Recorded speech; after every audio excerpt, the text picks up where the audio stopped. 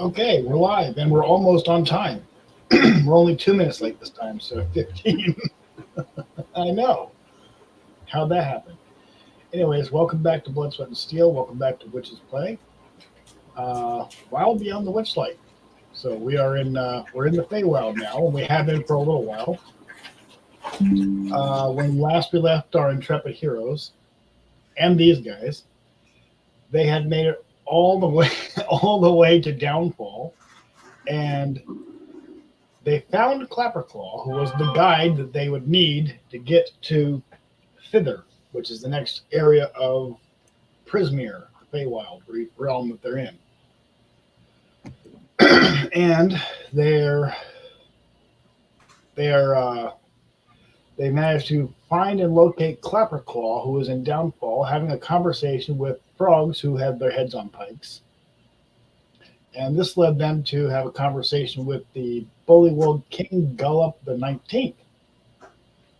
And they got some information from him about Bavlorna, that she lived in the cottage that he was living near, and that he and his court were in the service of Bavlorna, but not by their own choice, and that if someone was to depose Bavlorna, he would be very grateful, loan them the use of a swamp gas balloon, and also be in the market for a new bride, which somebody took him up on that. Not me. To the great surprise of literally everybody on screen. I did not expect that, but I thought it was hilarious. players have agency, and they can do what they want. So, upon entering the cottage, the players spent a brief period of time trying to bullshit Bavlorna before deciding to fill her full of arrows and end the reign of Bavlorna Blightstraw, thus fulfilling the Bullywug's bargain, and they gained free access to her cottage, and they found a few items. Amongst them, a couple of potions, and somebody found their lost thing and ended up getting their memories of their parents back. Yeah. So. I remember that now. Yeah, someone found a silver locket which happened to belong to Violet, and upon touching it, Violet was able to remember her parents. And Violet, do you have any preference as to where your homeworld is? As far as no. Okay. Well, I don't think so. I don't remember a lot from last time we played. I remember you were like I'm just like, were they just, I think they were just part of the regular world, whatever our regular world is. So the standard D&D world is called Toro, which is where Baldur's Gate and Waterdeep and all the where people normally play D&D at. You're a little bit you're an odd duck because you started your first D&D game in Eberron. Yeah. That's not normal. Most people don't do usually. No. But yeah, we didn't really know much about D&D world, so I was like, whatever, just stick him in the regular world, and right. Because I wasn't born in this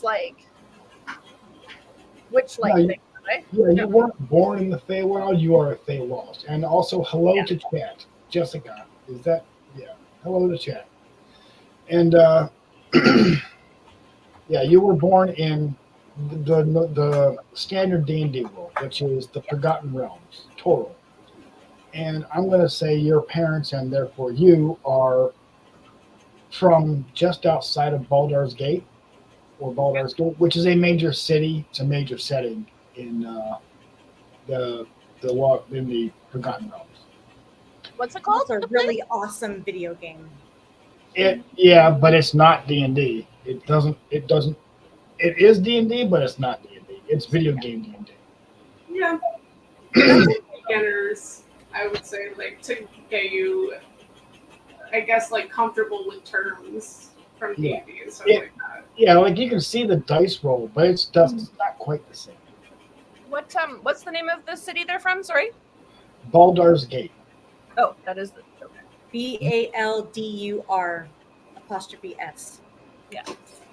And then Gate. Leave them outside. Go ahead. Yep. And And you can Google Baldur's Gate and find all sorts of information about it. So If you ever feel like diving into D&D like lore and history in a fun way, there's like a gazillion D&D novels and like the Forgotten Realms series and stuff like that. And that can give you sort of an idea. yeah, it might be more enjoyable to just read a novel on your free time when you want to. And they're small. They're thin little pocketbooks. They're awesome. Yeah. It's been years since I've read one of those. I should like grab a few from my work and just like read like 5 or 10 of them in quick succession. Immersed for a little while. Yeah. Yeah, Go down that little rabbit hole. Speaking of books that are on the to read list, I finished Dune. Did you? I haven't read it yet. It's on my TBR, but it's yeah. Okay, so have you seen the movies, Chris? The new movies? I've seen the first one. Isn't the book like so much better? It is. Yes, it is. Like, the movies were freaking incredible, but like I didn't know Elliot Page even had a book, to be honest. the movie gave me some useful visuals for the book. Came out last year. Trying to keep the names straight and understand who's who, that's a little difficult. So oh, it's such complex world building, like yeah, it is. Like it makes Lord of the Rings look like nothing. It actually, yeah. Just don't bother with the new ones written by his son because they're hot garbage. Yeah. But anyway. So cool to play D&D in the Dune world. So that's called Starfinder. And Starfinder second edition is on its way out. It's not out yet. But that's a totally different game. Anyway. Well, it doesn't work on what we got now. Right. And I'm actually enjoying running this campaign anyway. So every time we have a game, I end up pushing Paizo. They need to sponsor us. That's what they need to do. They need to just give all what? Who does? Paizo. They make the owners of Pathfinder and Starfinder. Oh, okay. If they sponsor us, maybe we'll play. From our they're out there watching from our huge fan base. Right? Unless somebody decides to tag them in a video that we've done, I don't think they're going to see it. But if they wanted to give my players free books, I'm cool with that. So, anyway, going back to our recap. Upon finding Bavlorna, you attempted to bullshit her for a few minutes until you decided to just fill her full of arrows and be done with it. You managed to find a few items, and you found your lost thing, Violet, which was the memories of your parents, and it came in the form of a locket, which is a copper locket, a poor man's picture locket, but it serves its purpose, and you now have. So last game when you got it, you didn't have a whole lot of time left on the game. Yeah. So the inspiration dice that you got then rolls over to this game. Right. You have to the end of this session to use it, and the way it works is anytime you roll a d20 to make a check or a save or an attack roll, you can add a d4 to the end result of that. But you need to declare that you're using it before you make the roll. And I only get to do it once? Right, you only get one. Right, yeah. Now you can get last more. time you said it's a 1d6. It's a 1d4. But you said d6 last time. Did I? I wrote it down. It's a 1d4. Inspiration gives you a d4, an extra d4 dice. Yeah, so any d20 roll intently. Okay, so save it for something good though, right? Right, but if you don't use it this time around, you lose it, meaning before we end. So, and the inspiration was the things that you can get them back, but you can only have a maximum of one stored up at any given time. So, until they find their lost things, the other two players aren't able to get inspirations yet. But on finding it, you get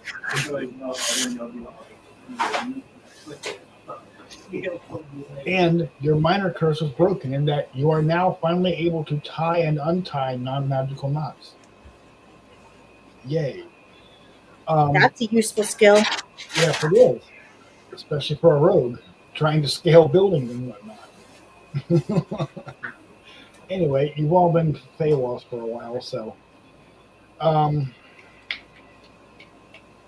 you are now able to. You've looted Babylonia's cottage and have the ability to sort of poke around a little bit more. You found some potions, which if I don't have them written down, so if you don't know what they are, neither do I. All right. I have them written down. They're currently a 20-minute drive away. Yeah, well. Oh. I was gonna say about what's different from before. Yeah, I'm in another city right now visiting a friend, and they do like dog and house sitting and stuff. So we're staying at that place, but we're back here during the day to do some other stuff. So yeah, the notebook got left behind at the client's house because I'm a dummy. Oops. Anyway, R.I.P. journal. that's okay. We're gonna say there's at least one potion of healing, minor healing, and one. Actually, I do remember what it was. It was a potion of minor healing, a potion of enlarge, and one potion of spider climb. That's right. Yeah. So I don't know You how I'm at. pull the memories out from a month ago. Good job. Yeah, I mean, it helps that I rewatched the video. Well, you did good. Yeah, so I didn't have to remember all the way back a month ago. We skipped July entirely, Yep. but That's how it goes in summertime.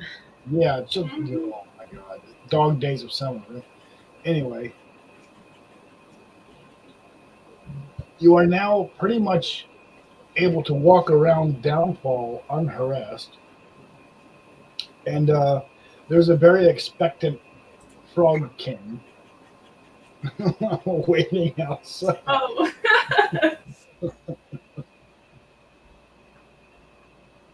But you haven't completely searched the cottage yet. There's a deer. Just ran through the yard here. Yeah, doe. She just went behind your car. That was so cool. Sorry. Just random deer waltzing through the middle of the city. But you haven't fully ransacked the cottage. There are still a few hiding places that you could search if you wanted to. Yeah. That sounds like stuff and things we can find. Go ahead and search around if you'd like. I will search around the closet or the cottage and Make me an investigation check. All right. So, investigation check. Where's my little dude? First roll of the game. Where can we remember how to do it? It might have been a while. Sorry, what are we doing a check for? To search and find useful items. Yeah, but what's the investigation? Is it perception or? Yeah, perception. A D20 plus your perception.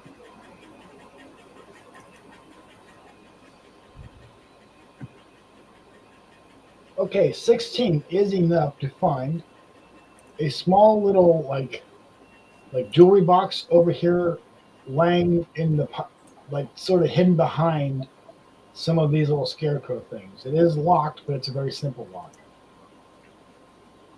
Oh, someone needs to share their screen, by the way. Oh yeah, Do you want me to do it again? I can that seemed to work better last time. do that. When Taylor was trying to share, she kept locking up. Was it present? Yeah, there we go. You. This. There we go. Okay. So, I found a little locked box. Is that what it is? You found a little locked jewelry box. It's roughly the size of, it's about the size of a cigar box or a jewelry box or a shoe box. Okay. Is it trapped? It is not trapped. Okay. I'd like to open it, please. I can Go ahead and make just go ahead and make a dexterity check to open. A thieves dexterity check plus your proficiency with thieves tools. So it's at this stage, I think it's a +3. Plus what? A D20 plus your dexterity modifier, plus 3. So dex roll. Okay. Yeah, I'll just do a dexterity roll. Okay. Which comes up as a 13 plus 3, you said, would be Yes. 16. Yep, that'd be enough to get it open. You pop the lock, and inside there is the horn of a unicorn. Ooh! This can function as a magic wand. Once per day, it has the ability to cast Revivify on a fallen creature.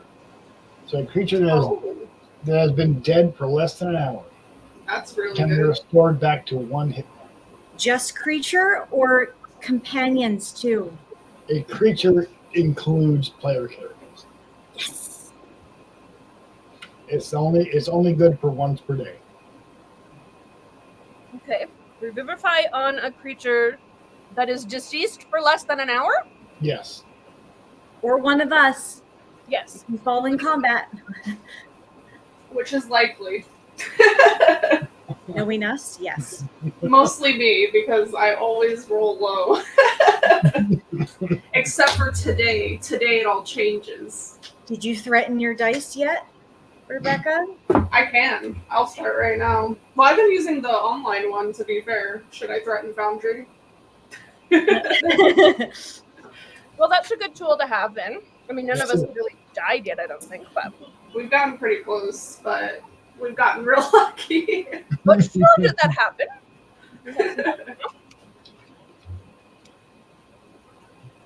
Cool. Are there other places to search? I would like to continue searching. Mm-hmm. Oh, somebody else. There's wants- About- Should we perceive more?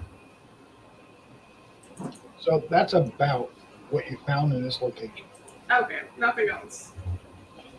Search so Or we thoroughly. can go upstairs and we can find more things. So that's Yeah, what we can go upstairs or we can go downstairs. you've thoroughly searched the cottage. So all floors? Yeah, all floors. Seems to be fine. That search roll was for the cottage. Oh, okay. So, Alright. so You have a Bring it over team to marry or to- something? downfall. Oh, are they going to have a parade for us? Oh, I hope so. Hopefully it loads you in. Oh, I know why. Do, do, do.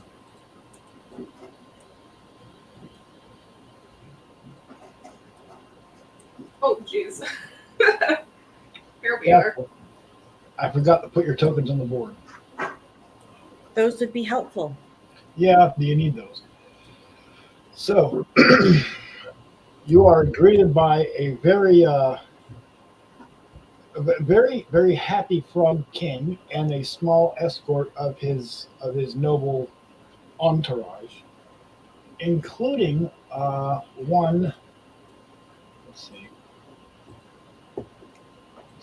I don't have a bullywug king, but you can imagine what he looks like, and another Sir Worthington.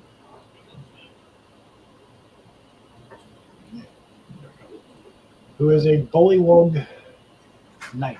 Let's see.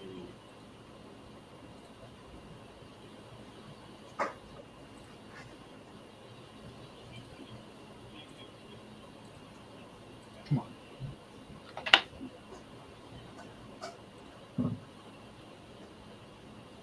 Oh, he's so cute. So, Sniffing that little flower. Oh, it's so cute. Sir Worthington is a bullywug knight. So he is a member of the Royal Guard. He looks like if Puss in Boots was a frog and a knight. Basically, yes. That's I can kind see of it. what he is. But he introduces himself as such and says, "My lady, Sir Worthington III at your service." Oh, lovely. your personal royal guard until such time as arrangements can be made for the royal wedding. Sweet. So what do we want to do? We want to go talk to the king, or like I don't really know what we're supposed to do right now. Well, we have there are some arrangements to be made. I was gonna say, or should we go make those arrangements? We can certainly do that. It will take a number of days for the proper arrangements to be made Oh my God, you're gonna get it for us. and have a royal ceremony. But you are effectively, should you accept, you are wed immediately. It's just that ceremony is important. But your king is getting ready. He wants to look his best for the royal wedding. Well, I've never been more excited for a wedding. between our human and the frog, It's gonna be great. are they like the same size as us, or are they just like little frogs? No, they're human-sized. They're human size. Okay. Mhm.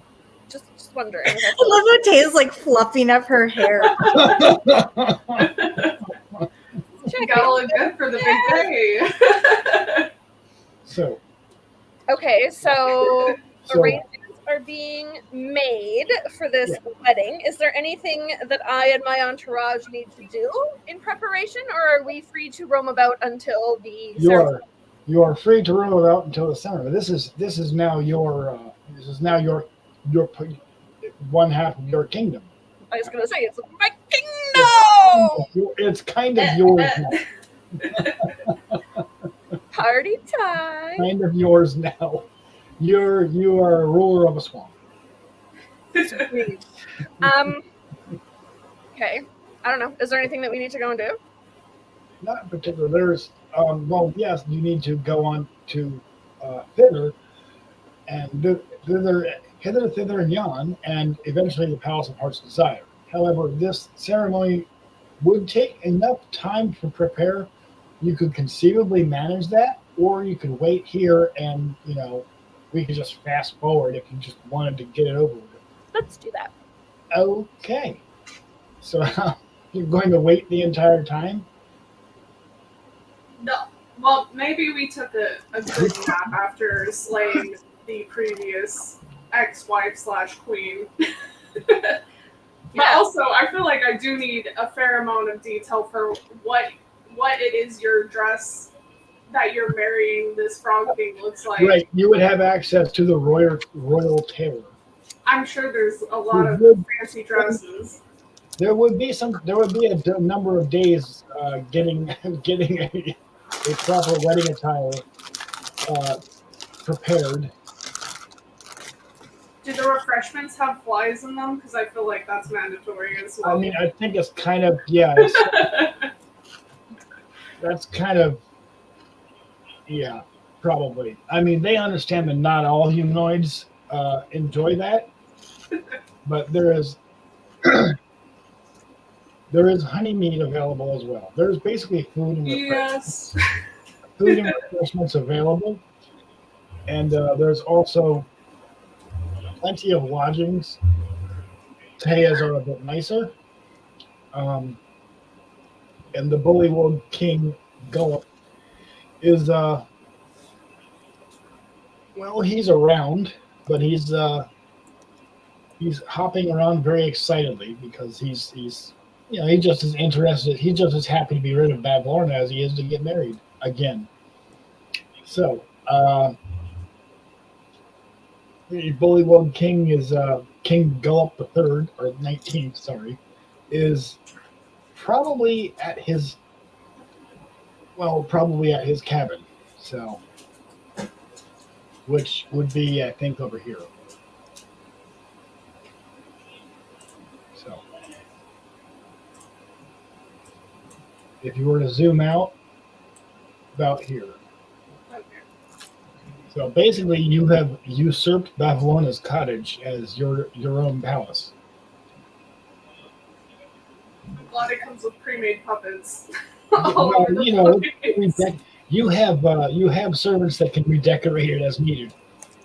So it doesn't need to be quite that macabre unless you like it that way. But Um, the wedding ceremony does eventually come around. Does Violet want to just Taya, do you want to describe Violet's wedding attire? Okay, I'm thinking it would be like lots of like green jewels, like emeralds and stuff, and it would be like it would have to be like a green chiffony kind of fabric, and almost like I don't know. To me, it would be almost like a fairy like sort of Okay. dress. So green is the new white for Yeah, wedding frogs, attire. right? Yeah. So Yeah.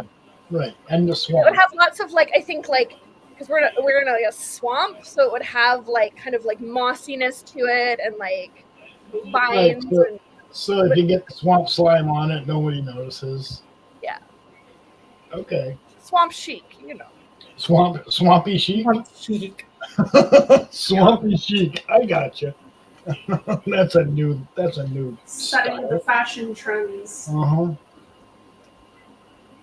Swampy chic. That sounds like about what it is in Texas right now. Okay, yeah. Well, maybe Louisiana more than over here, but But the wedding does proceed. And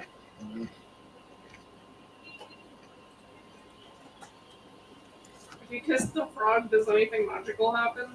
no,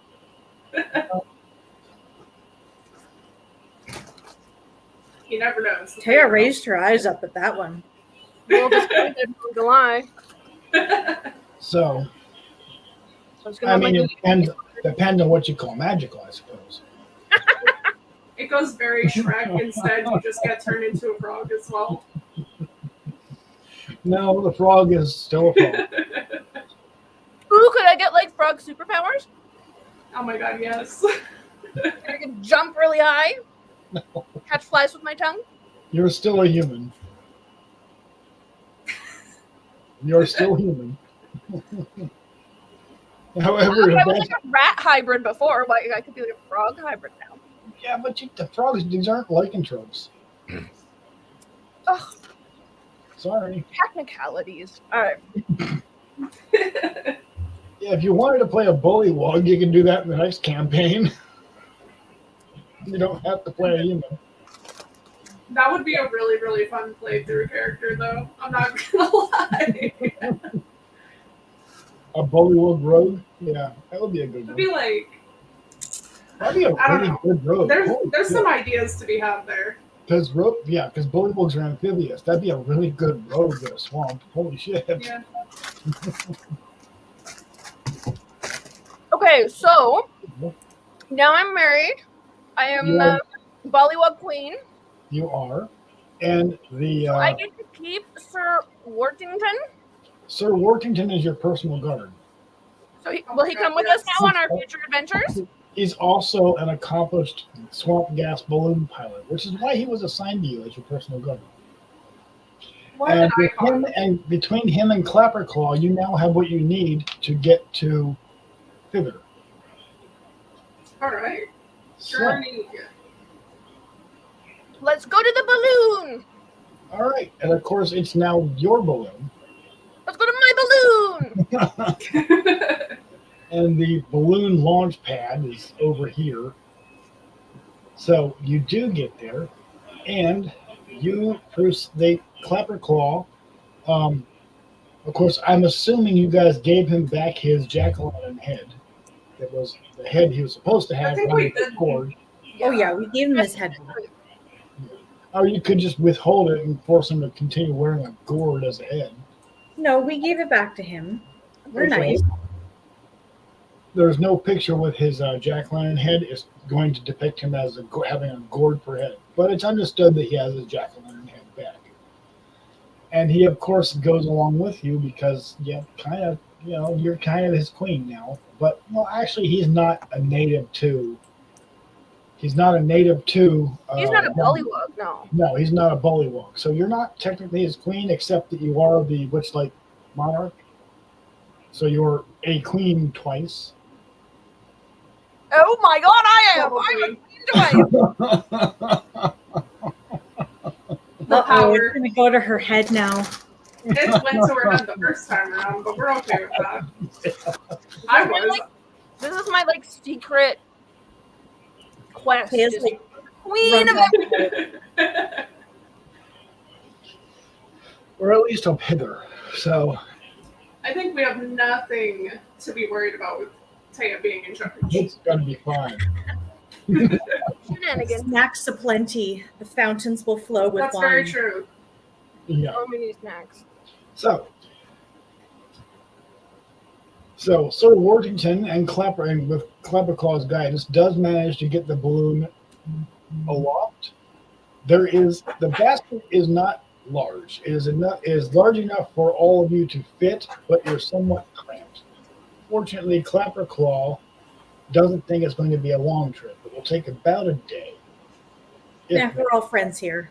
And everybody is pretty cool with each other. So you all do manage to get aloft, and you drift off into the cloudy mist of above hither, and you can see in the distance juts of peaks and mountain peaks poking out of the clouds. And about 8 hours go by, just your vision being almost entirely obscured by clouds and interrupted with the occasional mountain cliff peak poking up. And Clapperclaw does a good job of directing Sir Worthington on where to go and how to get to thither without climbing into a mountainside, which is usually the problem. That's why you need a guide. This is not easy navigation. And all is going pretty well. And Clapperclaw says, "Well, we've crossed the barrier, and we are now in thither." Woo! Yet, because there's still the barrier mist, the clouds that separate the realms. But we are now in thither. And about as soon as he says that, you hear the flapping of massive leathery wings and the screech of what you've never heard something like this before. It's sort of a haunting, roaring, screeching scream. Oh no, it's not a dragon, is it? And you feel impact against the balloon. Uh-oh. And the ripping sound of fabric. Uh-oh. And the sound sounds very much like letting the air out of a balloon very slowly. That high-pitched squeak, and your speed begins to accelerate in the direction of thither. And you hear another roar and flapping. You can't quite see what's attacked your balloon because of all the mist, but you do see green scales through the Oh. cloud. Can I hit it with my custard wand? Yes. I need you all to make a dexterity saving throw. All right. Saving. Ooh.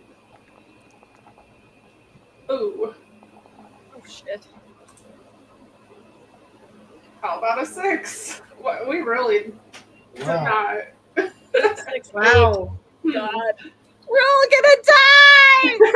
So the bad news is Delphine has been knocked out of the basket. Oh, great.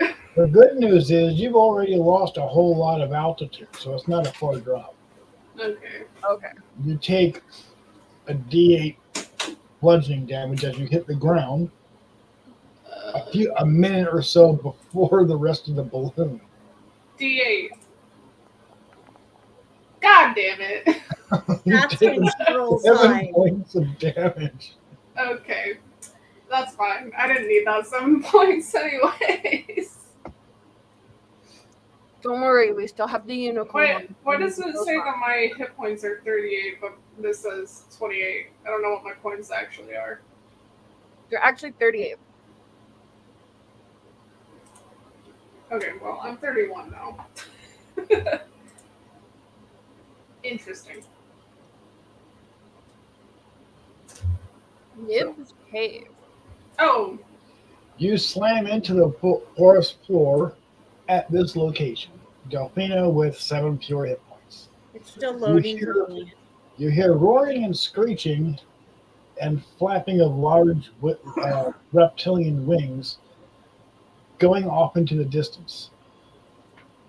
And what do you mean to get to Clapperclaw, custard that dragon? Clapperclaw is currently sprawled on the ground searching for his head. Oh no. Again, And Sir My Worthington glasses. Sir Worthington has managed to right himself and dust himself off a bit, and he is helping Violet get to her feet.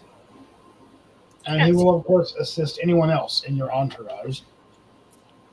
Says, well, it's a bit of a rough landing, but I believe the Jabberwocky has fucked off. Jabberwocky, what is this? What is a Jabberwocky, Sir Worthington? It is a vicious and terrible monster. It haunts all of Prismere, but it lives at the Palace of Heart's Desire. And it uses the rest of Prismere as its hunting ground.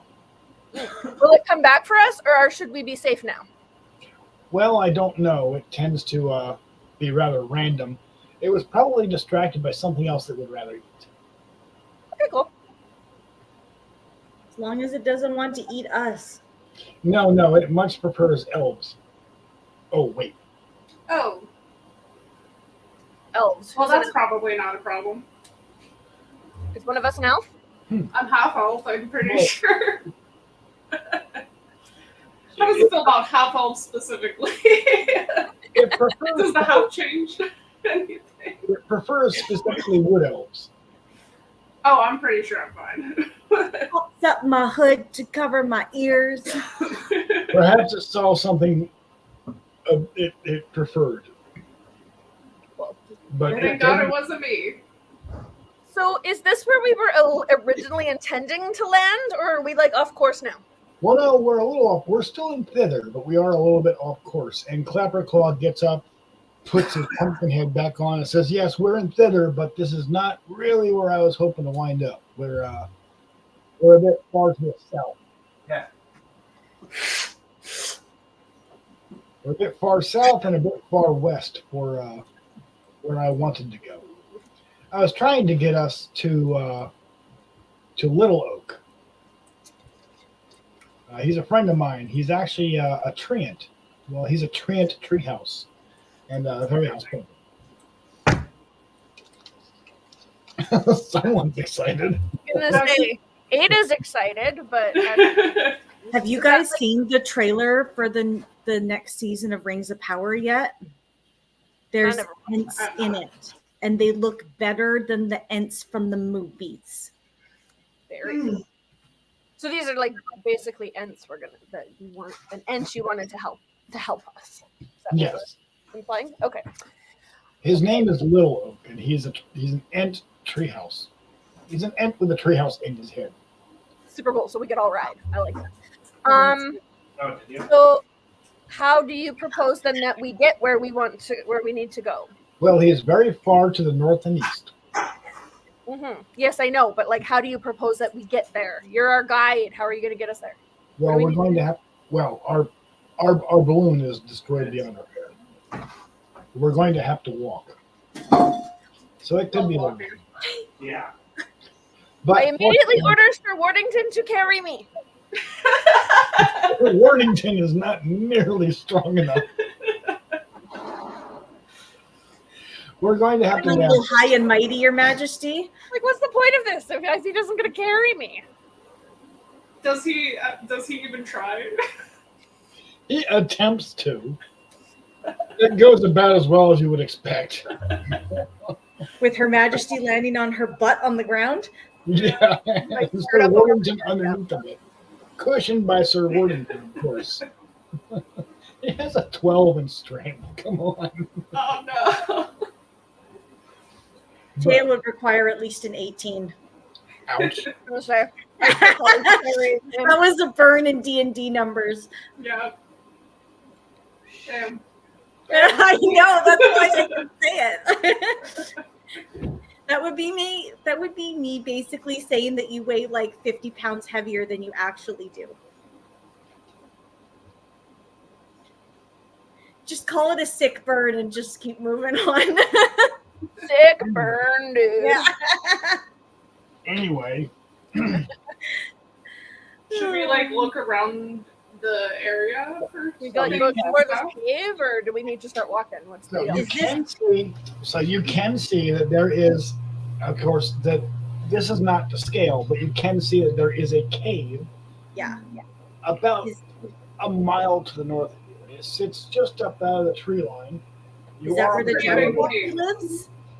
You don't know. It doesn't. You don't know. It lives at the House of Heart's Desire, which is what Sir Worthington told you. It does live at the House of Heart's Desire. And you're not currently close to that. So Okay. probably And not. that cave is probably not the home of the Jabberwocky. But maybe the home to other stuff we might not like. Oh hell, let's go explore the cave. Like owl bears? Probably, well, I don't know. Owlbears are pretty fun sometimes, so. Unicorn horn, we'll be fine. Yeah, I definitely wasn't rolling bad at the start already, so I don't see what could go wrong. I'm pretty sure it's fine. We have that unicorn horn. What could go wrong? So, as you go along, you see, nailed to a tree just outside the mouth of this cave,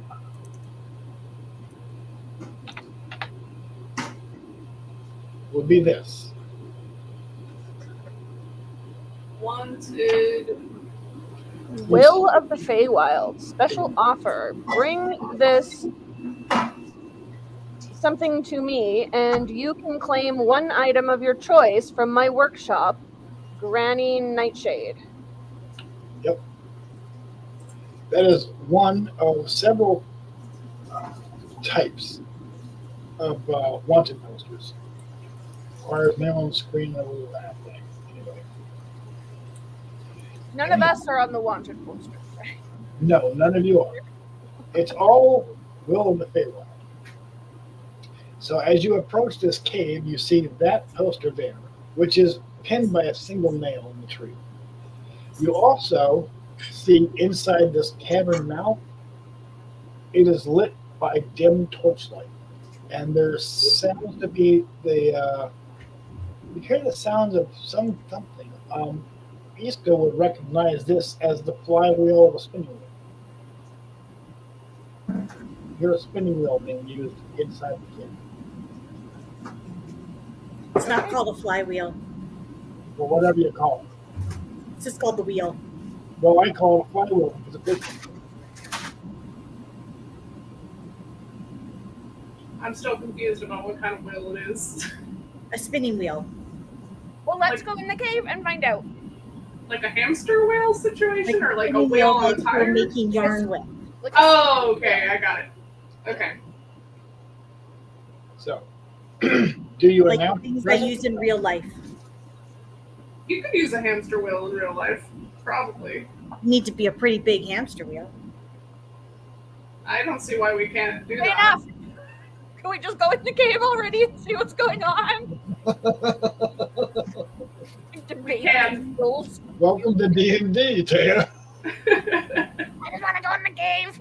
Sorry, Your Highness. Can't go in the cave. Are you entering stealthily or are you announcing yourselves? Or let's be stealthy.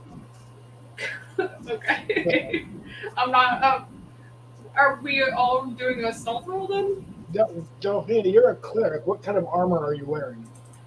That is a great, great question. Does it say? Okay, where do I look at that? Inventory. Oh, fuck off. I rolled an 11. Equipment? It doesn't show. It just shows I have my mace on. So, you hear the voice of a haggard old man saying, "Hello, is someone there?" Should I announce myself? Unless you want to be announced by one of us. Oh, okay, you can do that. What No, was I'm your? gonna send Sir Wardington to announce our arrival. Of course, Oh, yeah. of course, I'd be happy to. And Sir Worthington marches up to the caveman and proudly announces, uh, What was your queen name? introducing the lady, Her Majesty Violet Nightshade. Violet Nightshade, Queen of the Soggy Court and Witch-like Monarch. Oh, really? You hear the old man's voice from inside you. Well, of course, come in, come in. Please, welcome to my home. Sit down, I have gifts for you. Gifts. Ooh. Yes. As you enter, It's gonna be really good. It's gonna be really, really bad. Yes. you see Nib, blindfolded and sitting at a spinning wheel, Oh. surrounded by piles of gold. Well, okay, Rich. Inside the cave, a wise old man wearing a blindfold sits at a spinning wheel, surrounded by piles of gold. As he spins, he reaches down and grabs handfuls of coins, which transform at his touch into gleaming gold fibers, which he then spins on his wheel into magical items. He says, "Hello, I'm Nip. I have been cursed by Granny Nightshade to spin my ill-gotten fortune into gifts for blessed travelers. What can I make for you?" Well, that's pretty cool, first of all. Well, maybe not for him, but. Although I will warn you that anyone who takes my gold uninvited will be beset with the same curse that curses me. And you can see behind him phantoms and figments poking and prodding him and basically tormenting him as he works. The face of a forlorn widow, the face of a child so skinny that this clearly hasn't been eating well, and the image of very not well off people of all kinds, almost like their shadows playing out on the wall, but they harass and torment Neil as he works. They seem to ignore you, but you can see their faces pretty clearly. But these are specters or figments. They're effectively ghosts. Is there any way that we can lift this curse from him? There is Nib would answer, no, I need to continue my labors here until all of my ill-gotten gains have been put to good use, making treasures and gifts for those who would need them and use them for good. Only then can my spirit be finally put at rest. I've been here a very long time. It is not natural for humans to live as long as I have. So if I can make you something, Yes, that will please. get me closer to my goal. He can only give each player one item. He can make you a simple magical item or any mundane item that you could reasonably carry. A simple magic item, like a bag of holding or a token of feather falling or something else. There's also a chart. I could roll randomly for the gift that you get. I like that idea for mine at least. Yeah, I'm like, I don't know what I would pick, so I think random is probably good. I want a pair of golden knitting needles That's pretty lit. Okay. that can change to any size at will. Of course, I'd be happy to do that for you. Then they can go really skinny if I need to, Picks or they up, can be really thick if I need to. he picks up a handful of gold, which turns into fibers. He begins working his wheel. And a few minutes later, he has a set of magical golden knitting needles that do precisely as you've asked, and he hands you a skein of golden yarn. Thank you. And of course, put it to good use. That skein of golden yarn is stronger than even elven silk rope. Wow. pretty fancy. Nice. I feel like whatever I get now is going to be lame in comparison to that. You're welcome to roll a d8 and see what you get. Okay, what do we need to roll? A d8. 8-sided dice. 3. Let's see. Oh my god, Muna was obsessed. Yeah. I Damn. got a 4. Oh, that's so cool. Taya has just received a pair of boots of elven kind, which are actually pretty damn good. Does he eat all her plants? Boots of elven kind, what do they do? There's an item for that. Huge. Boots of elven kind. We should go say hi to Muna after. Yeah. You know that. Oh, okay. Okay, boots of elven kind should be in your inventory now, Taya. And I rolled a 4. While you wear these boots, your step makes no sound, regardless of the surface you're moving across. You also have advantage on dexterity stealth checks that rely on moving silently. Sweet. I put And if you on my need- boots of elven kind. As if you needed to be any stealthier. Oh, I know. It's like perfect for me. Delphine, you can make this. You can make the same roll, a d8. I did that, and I got a 4. You got a 4. So you've received bracers of archery. Ooh. I want those. Like those things you wear around your wrists to Yeah. keep the Yeah. string from snapping and rubbing your skin. But what they do,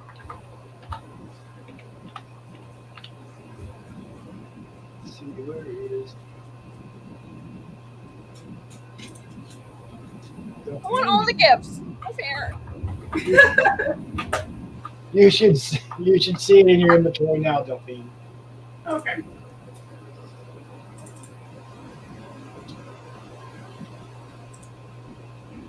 When wearing them, you have proficiency with long. Oh my gosh.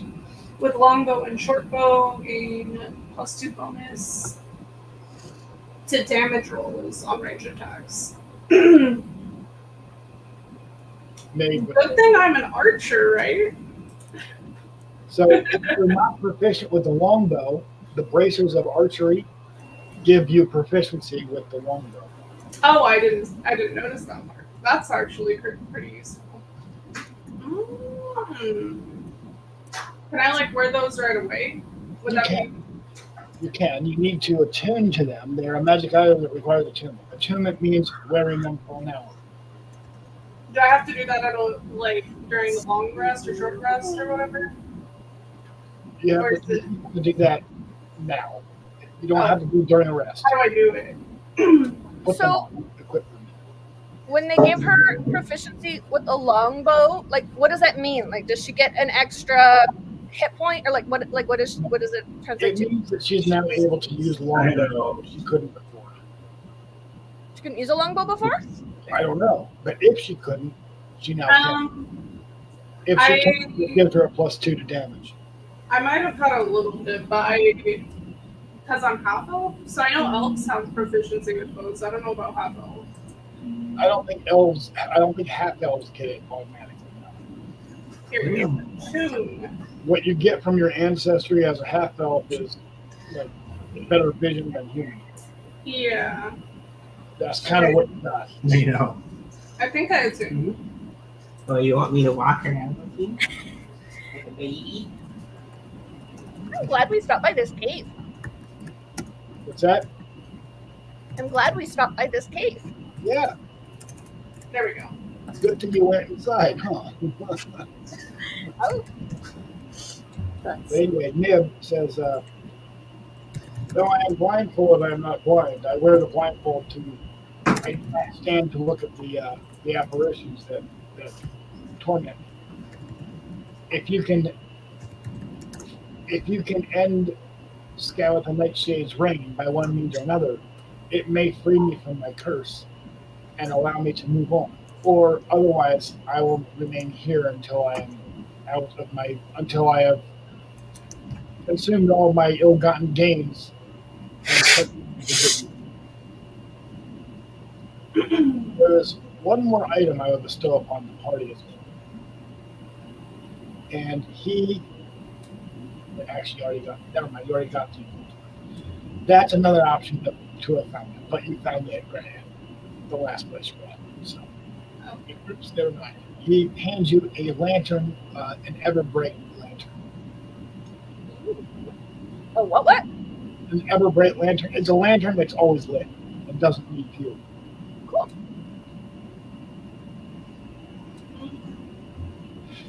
And says, if you need shelter for the night, you're welcome to stay in this cave. But I'll caution you again not to take any of the coins, or they would bestow the same curse upon you as upon me. Yeah, Violet. I didn't. I already put them all back.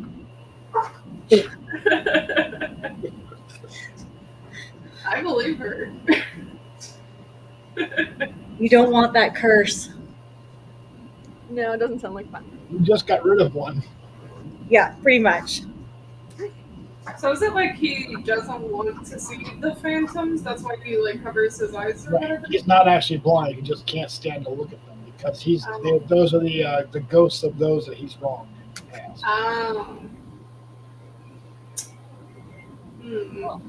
All right, shall we There we is need to plenty hunker of down daylight- for the night, or should we start walking? What's the? There's plenty of daylight left. You've crash landed around. I got this. I mean, I'm up for either one because I've only lost 7 points of damage. That's not that bad. Could be worse. Yep. Let's see this. He can give you directions to Little Oak. So it's very far to the north, and you'll have quite a long walk. But well, these woods aren't so bad as long as you stay away from Loon Lurch. The woods get rather creepy and undead the closer to Loon Lurch you go. Though there is a goblin candy market at Loon Lurch. Before we leave, I'm gonna leave him a little simple mug of honeymead, just as a little thanks. Okay, and he gladly accepts it and appreciates it. Thank you very much. That will go down well. Of course. Thanks for all the neat stuff. Mm-hmm. It's my pleasure. I'll be glad when I've spun all my ill-gotten treasure into useful items for passing. If we see anyone who needs items, we'll send them your way so you can get through it faster. That would be greatly appreciated. As long as they're of good standing, that would be very much appreciated. And Sir Worthington says up his well, I'm quite glad you've all gotten what you've got. It's good. As Nibs then says, oh, I seem to have forgotten. He says, what is your name? Sir Worthington introduces himself, and Nib crafts an item for Sir Worthington as well. Does anybody want to roll to see what Sir Worthington gets? You said D8? A D8. 1. A 1. Sir Worthington receives an amulet of proof against detection and location. He cannot be scryed upon. Nice. Give it to me. When you want to duck out on, your, service duties. Oh, I would never want to do that. Yeah, I'm sure you would never want to do that. No, it's an honor to serve my queen.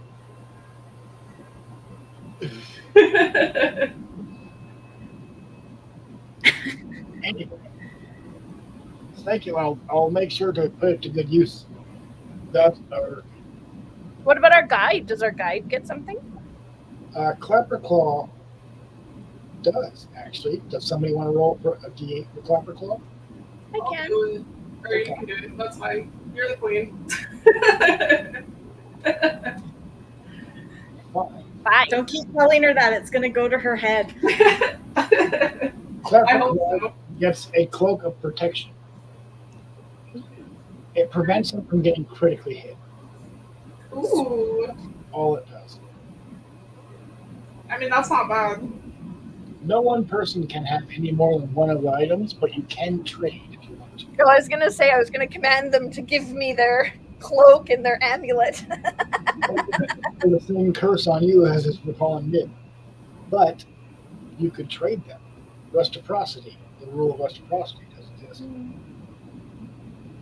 No, I'll keep my thing. If I get boots that make me silent and get advantage on stealthy silence things.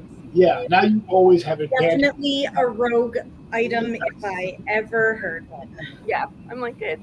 The only thing more roguey would be gloves of thievery, but boots of elvenkind are very much a rogue item. You could not have rolled better. No, I'm quite happy with that. I'm just being a smartass. All right, then shall we begin our trek? Sure. Does anybody want to make the navigation roll? No, you've got your weirdness going on. I don't have it.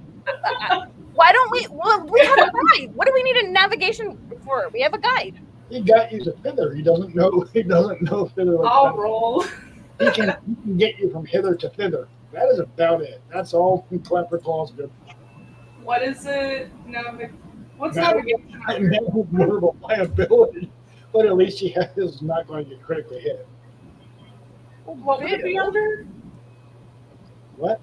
For navigation Oh, roll? it's survival. Survival. Yeah, survival. Norm. He's got on the 17 and then it just flipped to the 3 like that. That didn't work out too good. Well, How are you rolling worse than I'm really confident it's this way. how? Yeah. How are you rolling worse than the reindeer that doesn't have a sense of direction? I don't know. I don't want to talk about it. I think I should never be put in charge of navigation again, actually, because I just can't roll. Well, fortunately, there's 3 of you that can make the attempt.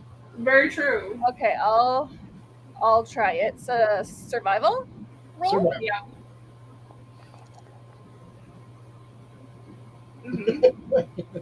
You're All right, kind, you say you're up.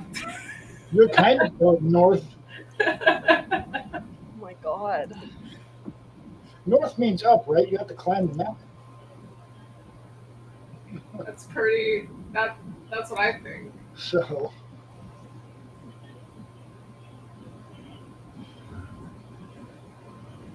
Anyway, you spend most of the day faffing around in the woods, and you're still,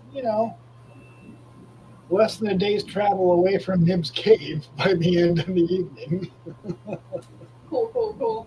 I need you to make a D8 roll. Who? Someone needs to make a D8 roll. All right, D8 roll coming up. Okay. Fuck off! I got a 1. Nobody Maybe else. it's good. Maybe it's good.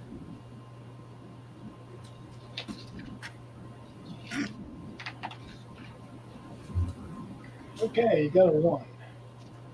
You come across a small clearing, and you spot you spot 3 blink dogs. 3 what? Blink dogs. A blink dog it looks like a dog, but it has a Feywild quality to it. And does anybody actually know what a blink dog is? Nope. Okay. You can all make knowledge, arcana, or nature checks.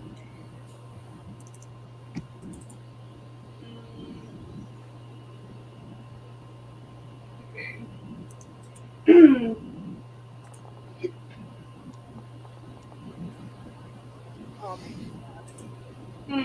15 of nature. 15. You've heard of so Ada's heard of blink dogs. They're basically Fey-touched dogs that the magic of the Feywild has infused them to the point where the entire breed of dog has the ability to teleport. but they can only teleport about 60 feet, about 120 feet away. They have the blink spell that they can use. Oh. They are. It's about twice as effective as Valeria's Misty Step. I was gonna say I have something like that. Yeah. You used to. Your last character did. I don't have it now. No, you don't have it now. You're not playing the same character. Oh, I get it when I level up, right? No, you don't. The reason Valeria had that is because you were playing the other character. Oh, You know, you got to mark your rogue thing. Yeah, that wasn't a rogue thing. That was an Eberron thing. Oh, Sorry. fine. Blink Whatever. targets can teleport up She's to- so disappointed. Blink targets can teleport up to 120 feet. A number of Whoa. times. No, I don't remember how many times. That is a crazy amount of distance. Yes, it's 120 feet. And can they do it like over and over and over? Is it like once and then they're done for the day? It's once or twice and they're done for the day. It's like a number of times per day. It's a limited use.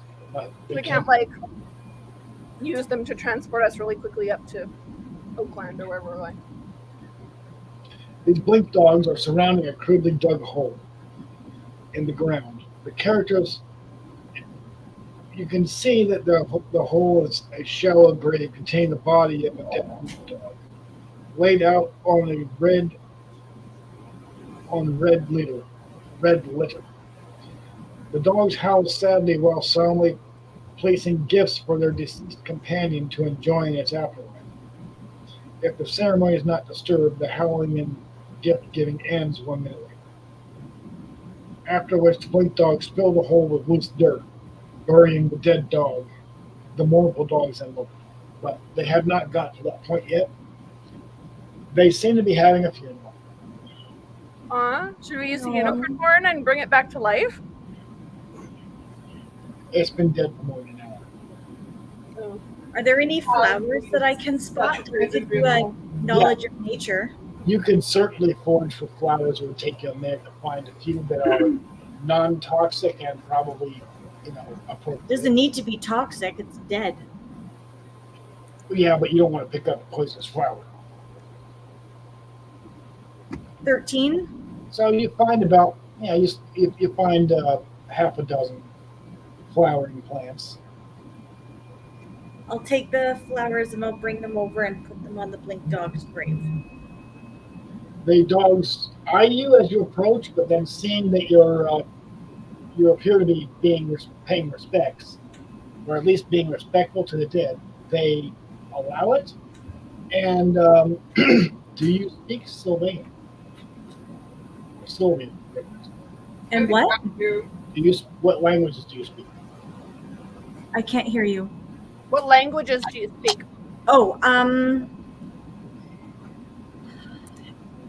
let's recall.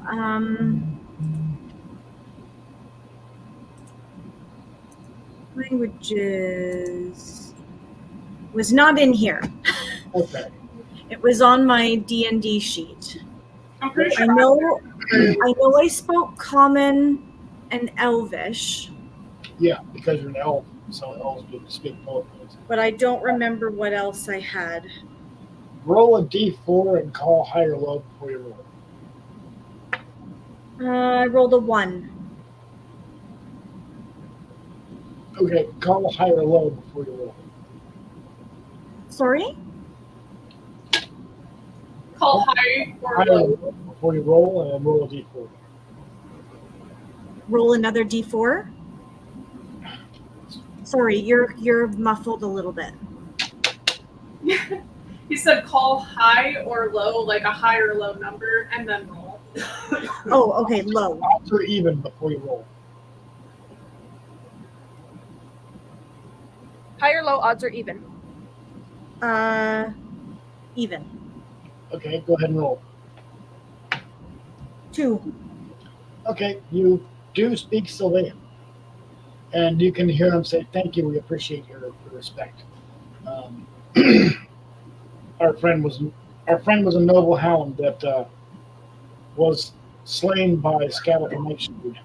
at Loon Lurch. We it happened yesterday, but we've only just managed to escape. He sacrificed himself so we could get away. Your respect is appreciated. No reply in his language. It's always sad when anyone dies. My condolences to anyone who knew your friend. This must be a tough time. They thank you, and they offer to give you directions if you need them. Yes, please. Okay, where are you trying to get to? We are trying to get to, what's he called again? The Little Oak. Little Oak is far to the north of the Wayward Pool, by about a day's travel. So. Is there a path that we could follow that will take us there? There is a path that will take you past the Wayward Pool.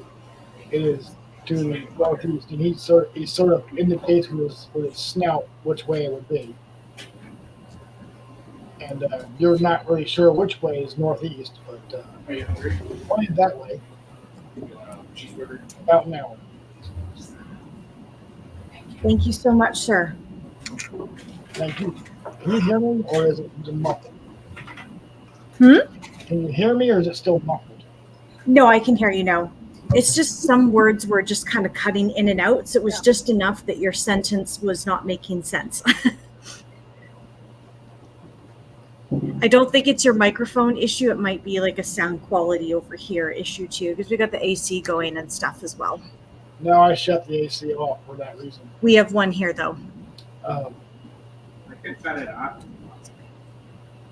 No, don't do that. But anyways, he gives you directions. He said that there is a small dirt path about an hour northeast of where you're at now. Well, can I at least tell north from south and west from east? Nope. Okay, they can though, right?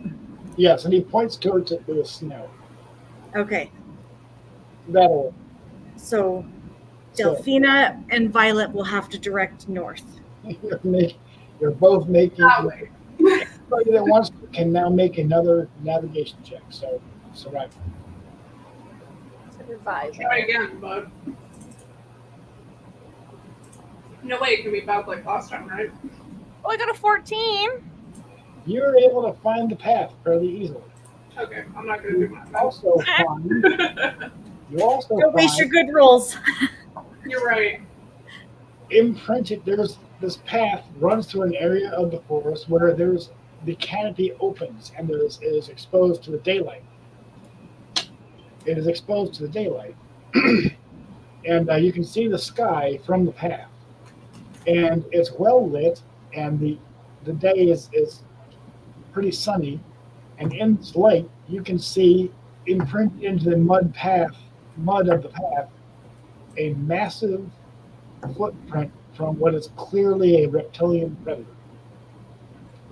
Like a Jabberwocky. Away from that footprint, moving up the road, are the tracks of a wheeled vehicle that was drawn by some other type of beast. And there is also blood stains on the ground just along those wheel paths. Kitty. So we think that the reptilian beast attacked the people with the cart? Quite possibly. I think that's what we're going at, yeah? I think so. Not that the I think reptilian that's what the maybe the reptilian beast was pulling like an ambulance cart and it had somebody in it who was bleeding. Yeah. Valid. How's that wishful thinking treating you, Taya? No, I think she might be onto something. I think you guys might be barking up the wrong tree. How? Ba-dum-bum.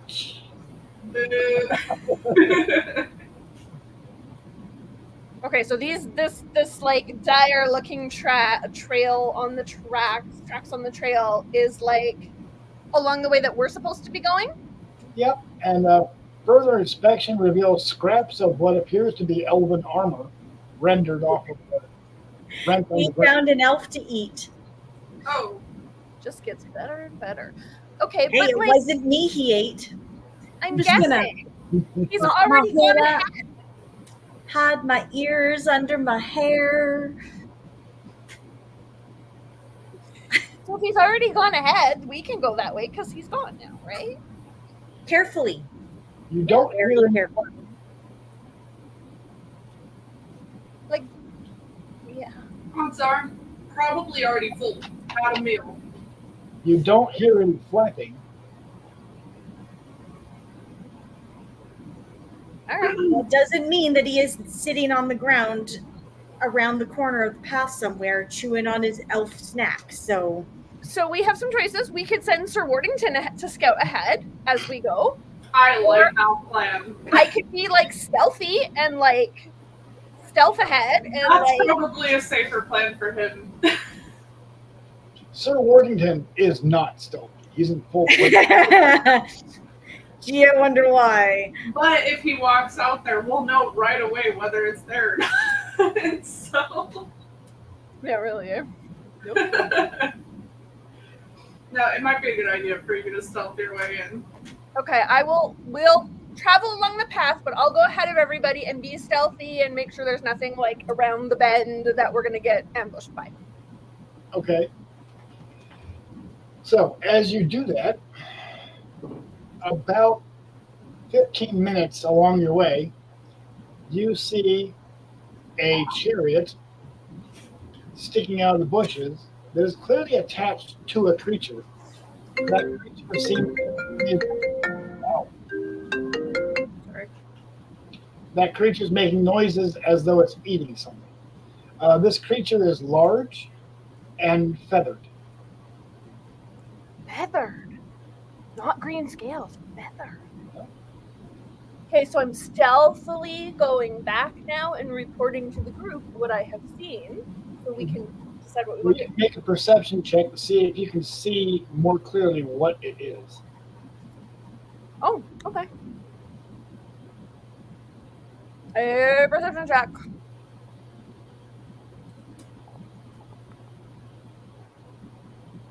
$14. That's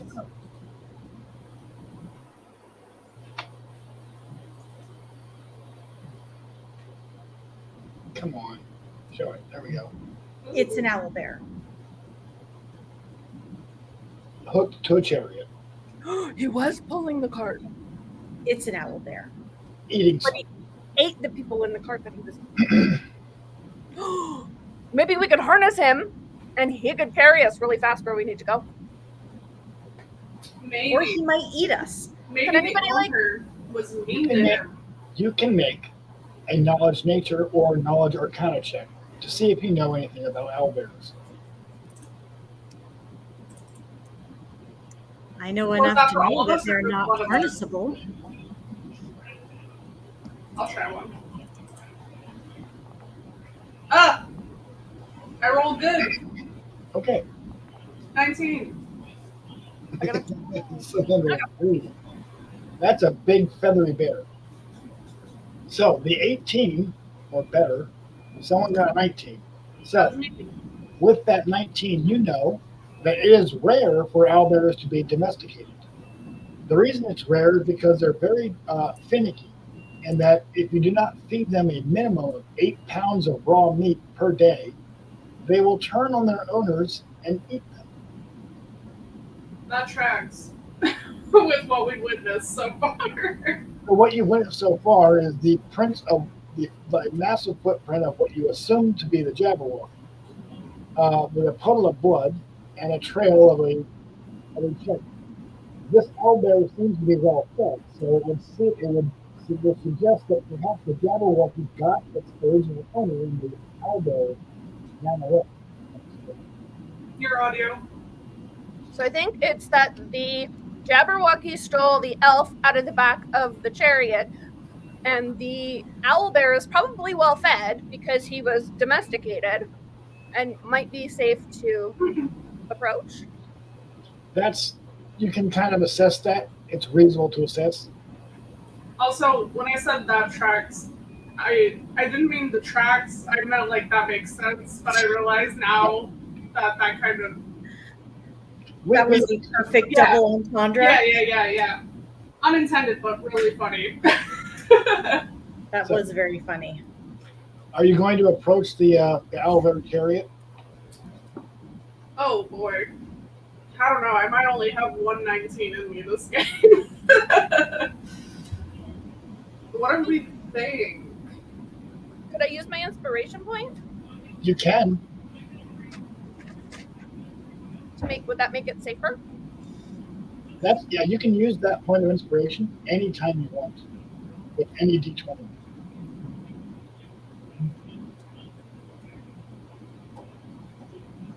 Because yes, I think we should. Well, can we talk to the owl bear?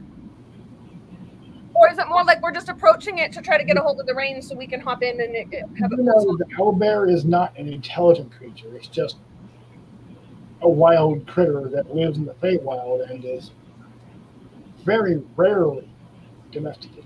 For the aforementioned reasons, they're kind of dangerous. If you don't feed them enough food, they'll eat the rider. Right. So, like, what, like, the person we send to approach the owlbear, like, I have really high dexterity. I don't know, maybe somebody else has really high strength. Like, which one is more better? What's the better trait to have? Does anybody have, like, or animal handling? yeah, does anybody have, like, animal handling or something like that? Someone with a good animal handling check would be. I have +3 animal handling. I've only got +2. You got +3?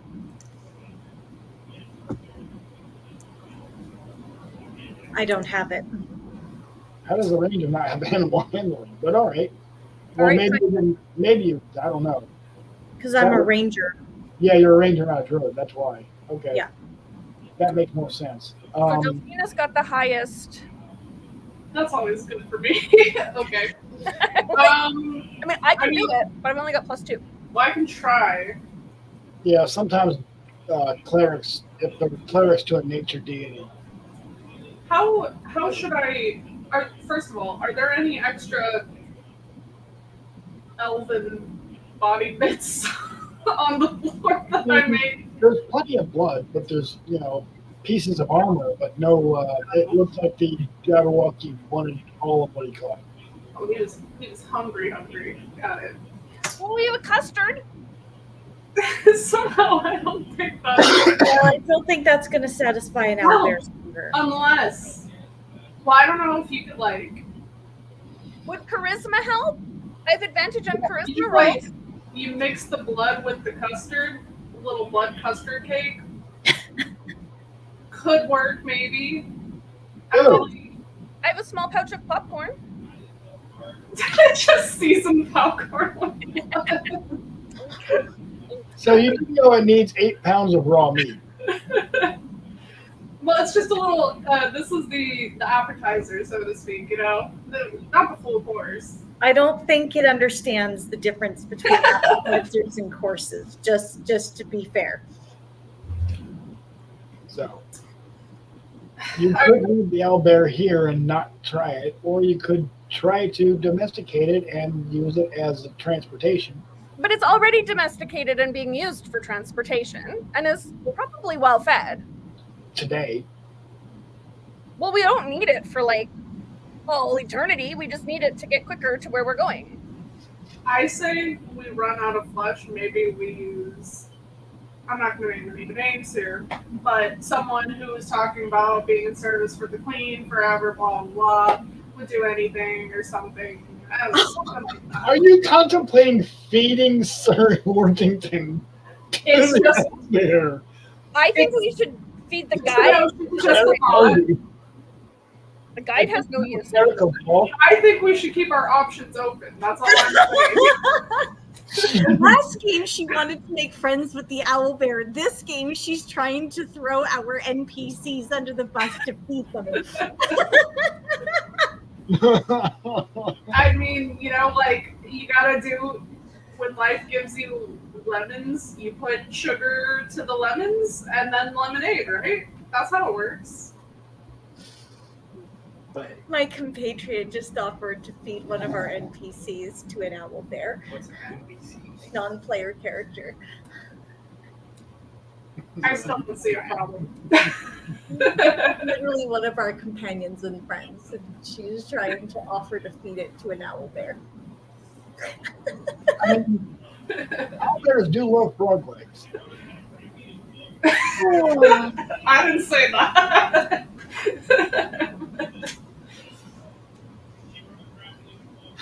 I say we Is eat sharing Megan and leave the owl bear alone. If you find Sir Worthington, your alignment is not going to be good. I never claimed to be a good alignment, first of all. Did I? That's a very good question. Actually, I don't know. All right, Violet's with Ada. That's 2-1. So we will go on past the owlbear and That's fine. proceed. Okay. Thank you. Listen, I was just saying if that's the route we're taking, here's an option. You know, So the owlbear it's not an continues, option. the owlbear continues eating the deer corpse that is killed. All right. Fuck off. He was eating a deer, so he would have been fine. All right. How did we not see that? How was that not part of what we saw? Because it was buried in the underbrush. I saw a lot of blood. That's pretty much all I That saw. was the elf. There Oh. was an elf.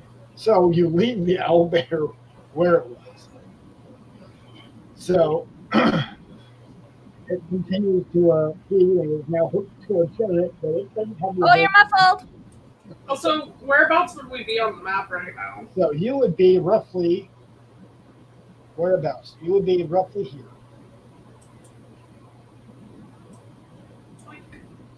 Just before the mushroom grove? Yes. Mushrooms! Are you going into the mushroom clearing? Heck yeah. That's a fate Obviously, trap. we're going to send, to Worthington first. Don't say that before I'm eating. I'm gonna Fate tell trap. So one in the head into a circle of mushrooms. We're not going in the circle of mushrooms, at least not me. Hang back on the edges and admire the pretties? Absolutely.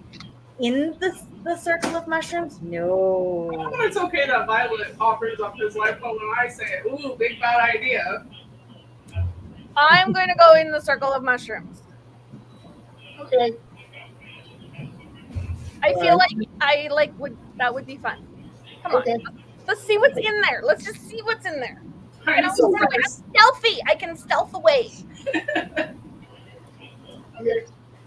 Cool. I just keep thinking about Zelda and fairy fountains, and I'm like, I think I should go in there.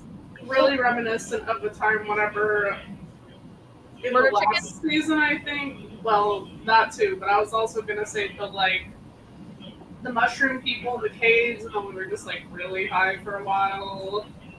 Remember that? That's what I feel like might happen. Well, maybe not the burger chicken part. Who knows? When you were like, let's just open it. We'll see. It can't be all bad. And it was still really funny.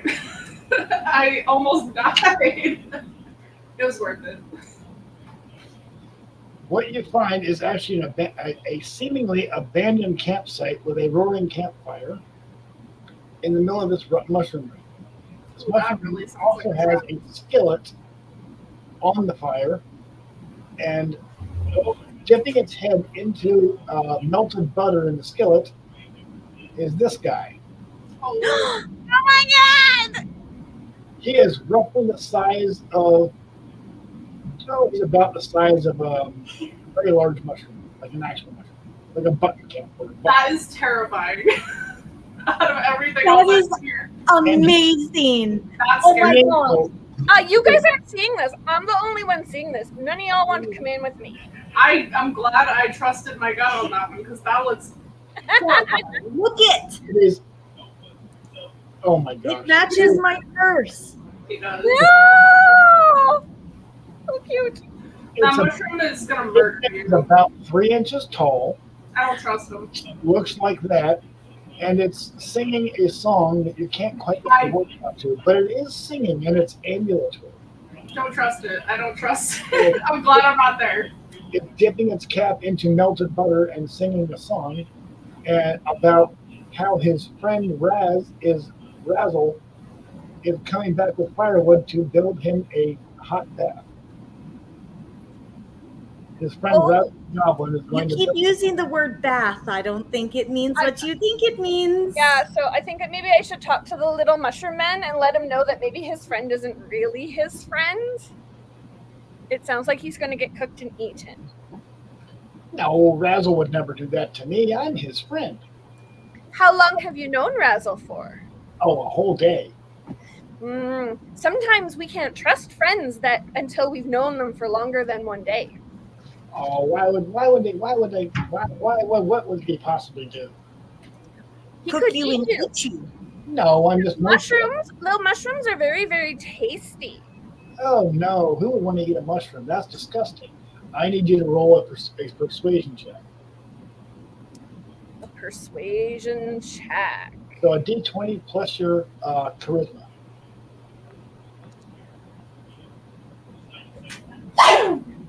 Sorry, bless me. Gesundheit. Thank you. Oh my god. And you're completely full of it. You just misunderstand goblins. That's all. They're all very nice. And he continues dipping his hat into the melted butter and singing his little song. Okay, so I am going to open my pocket and I'm going to shove the little mushroom man in my pocket and then I'm going to run away. Help! And he continues to scream bloody murder. But it's safe in my pocket, right? So we're all good. I mean, he's trying to get out. But he's not. May just need to leave the mushroom happily where he was. I love that the stealthiest person is the one kidnapping. Well, as long as you have this canned pastry in your pocket, you have disadvantage on stealth rolls. But this continues, and as Violet comes back, you hear. You two hear that as Violet comes back. What's that? What's what? I didn't hear anything. She All right. was a mushroom. A talking sentient mushroom. You don't know. You didn't go with her. I was Fine. at the edge of Pull the out the little mushroom and I'm like, this little dude was getting dipped in butter, getting ready for a hot bath from his friend of only like less than a day, and I wanted to rescue him so that he didn't How die. are you holding the mushroom? It's him. How are you holding the mushroom? Definitely by his face. Like I'm holding him with my finger over his mouth so he can't scream. You take a D4 points of damage as you're bitten by the mushroom.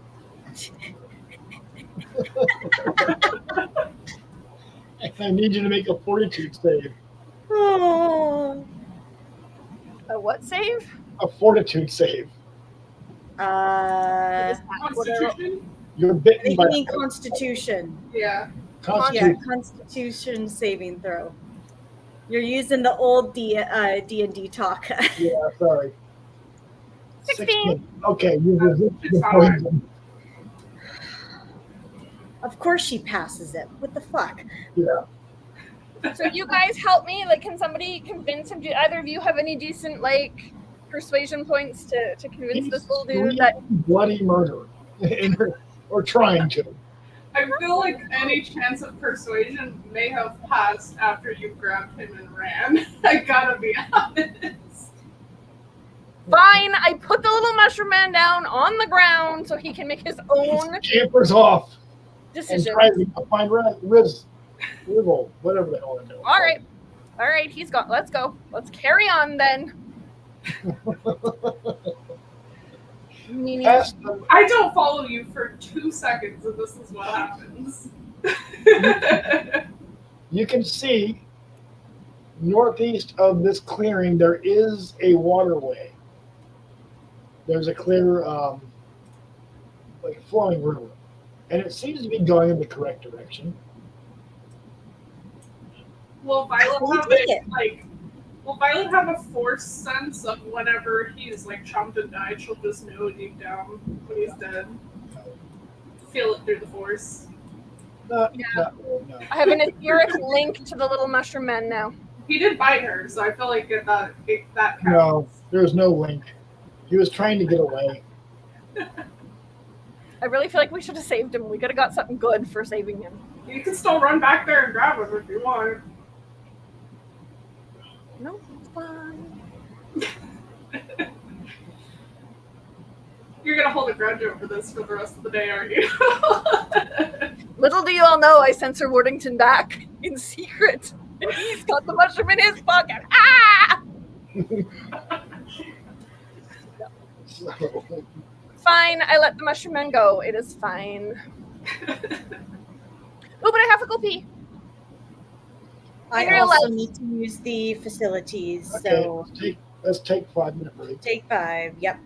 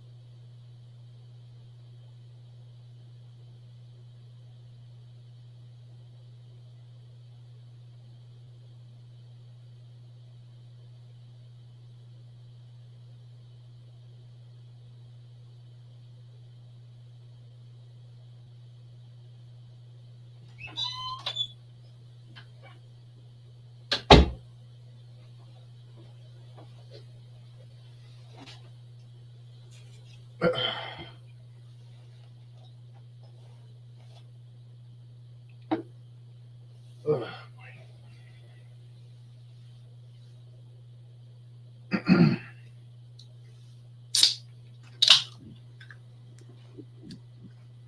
What is it with Rebecca and Owlbear, say? You know, as soon as I saw that encounter in this adventure, I knew damn well there'd be something going on with that. I'm back. Why don't you ask her? What? What's it with you and your owlbears? What about me and owlbears? Yeah, what is it with you and owlbears? I don't know. They always really seem to just show up around me. They're pretty cute, though.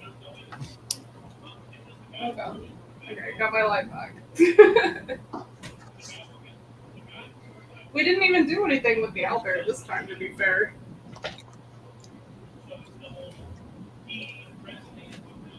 No, but you contemplated feeding it.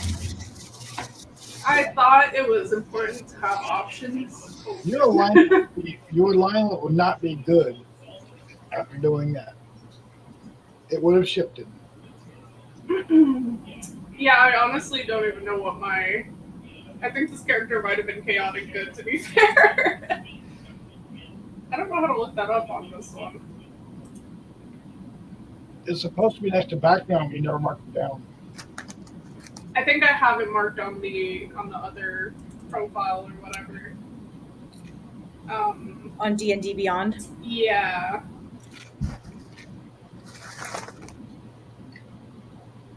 No, it doesn't matter. Yeah, I mean, I guess it would have just changed at that rate. Oh, frog legs for the owlbear, so. Nobody got fed today. Yeah. Yep. Well, I mean, a mushroom probably can't speak for himself anymore on that. I'm gonna miss that little guy. That guy scared me. He was so cute. I think he was like a demon in disguise. But Don't the trust owlbear. him. I wanted to keep him as a pet. The owlbear or the camp pastry? The little mushroom. Okay. They're called camp pastries, and yeah, that's that guy. He's about yay big. I know. I wanted to keep him. He's cute. He did not want to be kept. Mm-mm. Anyway, Also, does that count as stealing? Did you break the law of the land? No, they let him go. it might have been After kept. he bit you.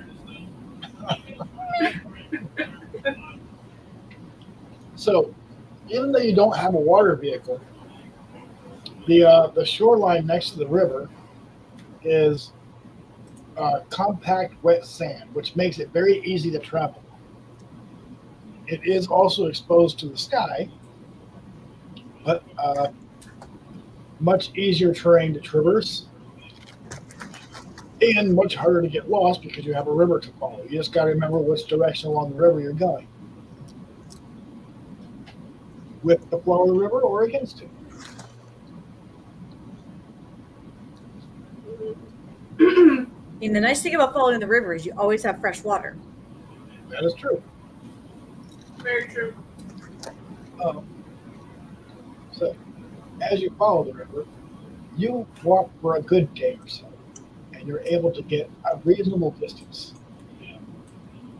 And you can follow the river to about this point.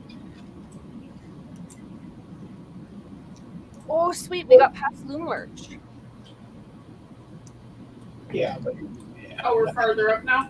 you're not headed towards Loom Lurch yet. You get to about this point before the sun begins to go down and it starts to get dark. And having walked for an entire day, it's fairly tired. So it is roughly time to take a long rest. You could push it and arrive at night at Little Oak, or you could make camp and get a good rest and I regain think we hit should points. night and replenish. One of us a bitten, swollen finger, and the other one of us fall damage. I think Sir Wardington should set us up a campsite, please. Absolutely, my lady. I'll be happy to do so. And he begins setting up tents and making a campfire and doing the whole servant thing. The ranger will help with setting up camp since the ranger knows how to make camp that won't be so obvious. Sir Warrington does follow your instructions on how to keep it somewhat hidden, at least. And he's a good study. He's not dumb. He's able to take instructions and learn quite well. It's one Me thing and I Kelsey didn't are just think he resting. was dumb. Violet and I played tic-tac-toe on the ground with sand or dirt, whatever it is. Clapperclaw is still just kind of a barely sentient scarecrow with lobster claws. He's not really that useful. He's just kind of along for the ride at this point. Until we need food for something. I mean, Oh, did I say that out loud? My bad. Again, when I say it, it's a bad thing, but when this guy's stuff full of straw. Probably wouldn't be he's tasty. got a pumpkin head, right? So, You guys are ruthless. You can make soup in his head. Ew. when it's still be like? Would he still be alive if you just put the soup in his head? You're just eating it out of his skull, essentially.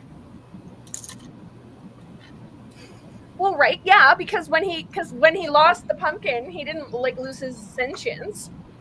He just put something else on his head to be his head, right? So obviously his intelligence, his sentience doesn't live in his head, it lives in his body somewhere. Logic. Probably in the butt if I were to wager. Don't have a reason for it, that's just where I think his sentience is. So these are emergency food stores. All right. Good to know.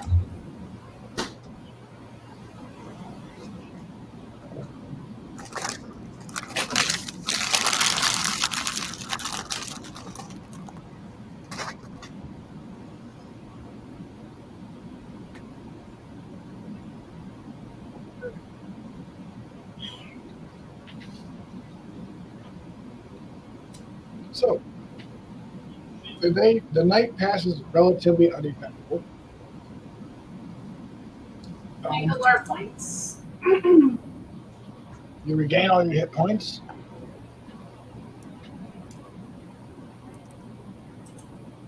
Are there any dancing mushrooms There are in this no, mushroom, or like any edible mushrooms in this mushroom? yeah. So foraging around, you do manage to find enough mushrooms for breakfast. To find any more, you would need to make a survival check.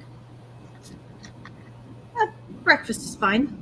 You're not going to try to keep any of these as pets, are you, Violet? No, it's fine. Whatever. Whatever.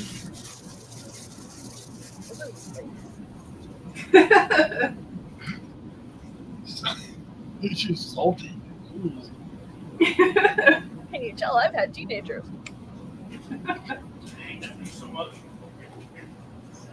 So, and were you to follow the river, you're fairly certain it would take you to Little Oak.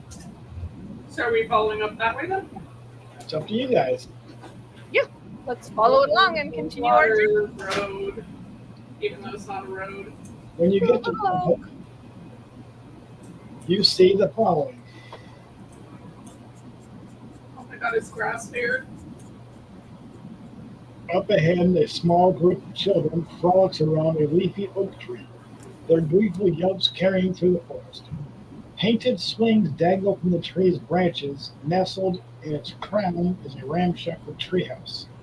The tree is clearly an ant.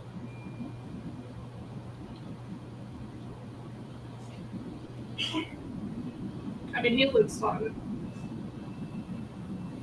I like him. So shall we go up and introduce ourselves? If you have not emerged out of the woods yet, because they are in a bit of a clearing, this is a very, very big oak tree ant. And it's currently enjoying the sight of children playing in its branches. Awesome. I think we should send our guide in. Isn't he friends with him? He is. He knows him. Clapperclaw knows Little Oak. So let's send Clapperclaw in to make introductions. All right. And Clapperclaw goes, "Oh, sure, I can introduce you. That'd be perfectly fine." And he walks forward into the clearing, and Little Oak does take notice. I thought you were going to say smushes him with his foot. I was like, no. Sorry, Little go Oak ahead. greets Clapperclaw with, "Oh, my old friend," and niceties are exchanged, and Clapperclaw sort of gets to the point after a while. "I've brought friends with me, one of whom is the Witch-like Monarch, and the rest are her entourage. Ida, Violet, Ida, and Delphine, as well as the noble Sir Worthington, the royal guard of Violet." Because I'm also the Queen of Bullywog. Queen of the Bullywog. Clapperclaw isn't like the most well-spoken. He's barely sentient, so I'm getting some of my titles. I mean, he gets them all confused. Little Oak goes, oh, well, it's new, your new things. And hold on just one moment. We need to make sure that they're safe. And you see a young man with a rather like poofy hairdo. He seems to be about 12 years old. Dropped down from the tree, swinging on a rope, and he lands in front of Little Oak and walks forward. Says, "I'm Will of the Feywild. Who goes there?" Even though you just had your herald introduce you. Aren't you that kid that's wanted by the hag lady? I don't know what you mean. Make an insight check. I feel like you do know what I mean, but okay. Inside. Ooh, I got +4. Damn. 15. You're pretty sure he knows what you're talking about. He's a liar. Sure, kid. Keep telling yourself that. All right. Let's bully lunch money. Just kidding. He'll probably have the tree stomp on us. Maybe not that. At that point, Little Oak, his loud voice booms out. The getaway gang is under my protection. You will not harm them while I live. Cool. Wasn't looking to hurt anybody. I'm all for, like, rebellion All right. and shenanigans. And Will of the Feywild introduces himself as such and says he's the leader of the getaway gang. And says, well, I don't care what Granny Nightshade says. She's an evil old lady and she needs to be stopped. And I'm doing what I can by freeing the children from Loonlurch. Once they're freed, they have a home here with Little Oak. And Little Oak just kind of nods, goes, yeah. Why exactly is she like got beef with everybody? What? The witch or whatever. Yeah, that's the Granny Nightshade is the hag of Thither. Sorry, hag. So why does the hag have beef with everybody? Well, she makes them do work in her workshop and make toys. Really creepy toys that she then delivers to children in other realms. Reverse Santa, got And, it. and by flying on her rocking horse. She travels by walking horse? She travels on a flying walking horse and delivers the toys that she makes us build that cause children in all different realms to have horrible nightmares. That's terrible. Why would you do that? That's awful. It's creepy and it's weird, and I don't like it. Yeah, that is creepy and weird. I don't like it either. Yeah. Can we help you? Can we help you free yourselves of her? Well, yeah, but unless you take her out of Thither, I don't know how else you do that. No one's strong enough to kill her. How would you go about Doing that. how would you go about that? Well, I don't know. You probably have to make a deal or wake up Sibilna, but you can only do that when the unicorns home. Zabilna? Zabilna. Zabilna. Who is Zabilna? Zabilna is the fake queen that's supposed to be in charge. Who? Zabilna is the Fey Queen who's supposed to be in charge of all of Prismere, but she's been captured and put in stasis in her own home by these hags. Hourglass Coven. Where is the hag? Zavilna? Who's the Zabilna lives in the Palace of Heart's Desire at the very center of Prismere, but you have to go through hither, thither, and yon just to get there. That's that's a really hard journey. I don't know anybody that can do that. It's a lot of work. But the best I can do is to help the kids escape and get them a home here with Little Oak. But I can't, I can't kill the hags, and I wouldn't know how. But if somebody did, then you can get to the Palace of Heart's Desire, or you could kill them or kick them out somehow. And you get to We've the palace. killed a hag before. I don't believe you. No, You don't have to believe this. It not happened. that strong. In Hither. That's why I'm the queen of the Bollywogs now.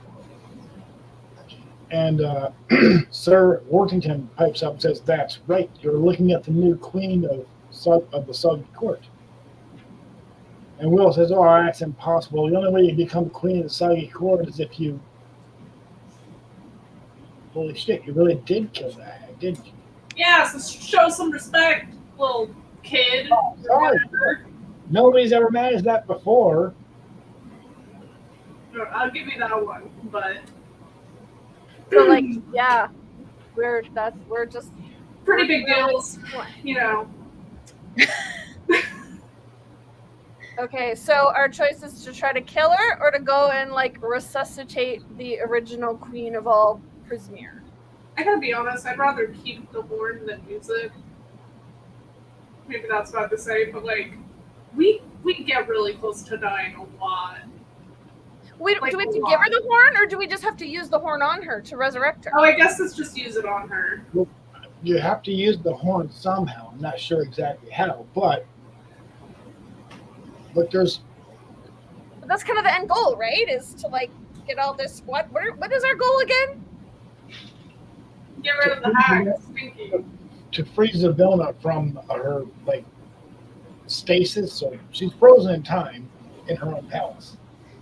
Supposedly, that unicorn horn is used to like undo that, but I don't know exactly how that works. Cool. So if we just like skip ahead now and go there and like wake her up with the unicorn horn, then we've achieved our goal. Or do we need to kill the hags to break the curse and then wake up Zybilna? And Will the Payoff says, "Well, technically, I don't think you have to kill them. I think you just have to trick them into helping you get to, well, the next place. You have to get to Jan, and then you have to get to..." Hello? What was that? We've been through Hither, this is Thither, then we need to get through Yon, Right. and then it's the palace, right? Yes. The Palace of Heart's Desire is where the villain is trapped. And if you could trick the hags into letting you get, to the next place, you might not have to kill them at all. But I don't know if you can trick them. Yeah, but then if we kill another hag, we could run around saying we killed 2 hags. How fun would that be? And that's how we found my locket That is very true. and got my stuff back. So maybe we need to kill this hag to get one of your things back. Well, I mean, you can always steal it. Well, I am like super stealthy stealth with my stealthy elven boots. So, like, Lorna, Lorna's a unicorn. She lives in at the Wayward Pool, which you had to have gone oh, to. you Might might have slap it back on her head. That's probably what it is. You might have passed the Wayward Pool on your way up here. I don't know which way you came from. Oh, I think we did. Lorna, the unicorn that lives there, she lost her mate. That's where that horn came from. Oh, so she's not at the Wayward Pool. No. I mean, look, Granny Nightshade did something with that unicorn, and she cut its horn off, and now I think it's a prisoner somewhere. I don't know where. If we knew where that unicorn horn was, what were we supposed to be doing with it? Well, you would use the unicorn's horn to freeze the villain. But it doesn't matter if the unicorn's horn is a wand or if it's attached to a unicorn. Just a unicorn's horn. If you touch it to the cauldron that freezes time, Igwib's cauldron, it undoes that spell. But it can only be undone with a unicorn's horn. It just doesn't matter if the unicorn's horn is attached to a unicorn. You're right. So our next goal is to get out of Thither and go to Yon. Right. And you also need to get somebody's lost thing. Yeah. So to do that, we need to go and see the hag anyways. And so either we have to try to befriend her or we have to kill her. Right. And when you mentioned looting Bavlorna and finding your lost thing, Delphina got a distinct and unshakable impression that her lost thing is somewhere here in Thither. You don't know where, you don't know what direction it's at. But Delphina, you're sure that your lost thing is here somewhere. Guys, I got a thing here. Jingles. It's lost. I don't remember what it is, but it's here. Of course, you saved my direction for last. Well, the dice is rolled. Also, it's funny. You picked All it. right. I mean, it is. It is comedy gold. You got to admit, it is comedy gold. A ranger with no sense of direction is just too good to get rid of that quickly. Yep. If that makes your sense of As direction. a story writer, I'm with you. As the character living with it,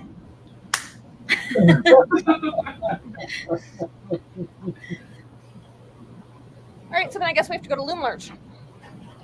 Yeah, I mean, look, the Goblin Candy Market at Loom Lurch might have other clues too. So Is there anything like that we need to look out for that may be like guards or anything like that? Anything crazy that might be in our way? yeah, she has 10 soldiers that are just kind of mean. No. That seems fun. Yeah, they're only about the size of a goblin. So you can, Oh, I like that better. I like that better. It's hard enough. They come apart pretty easy, but they pack a nasty punch.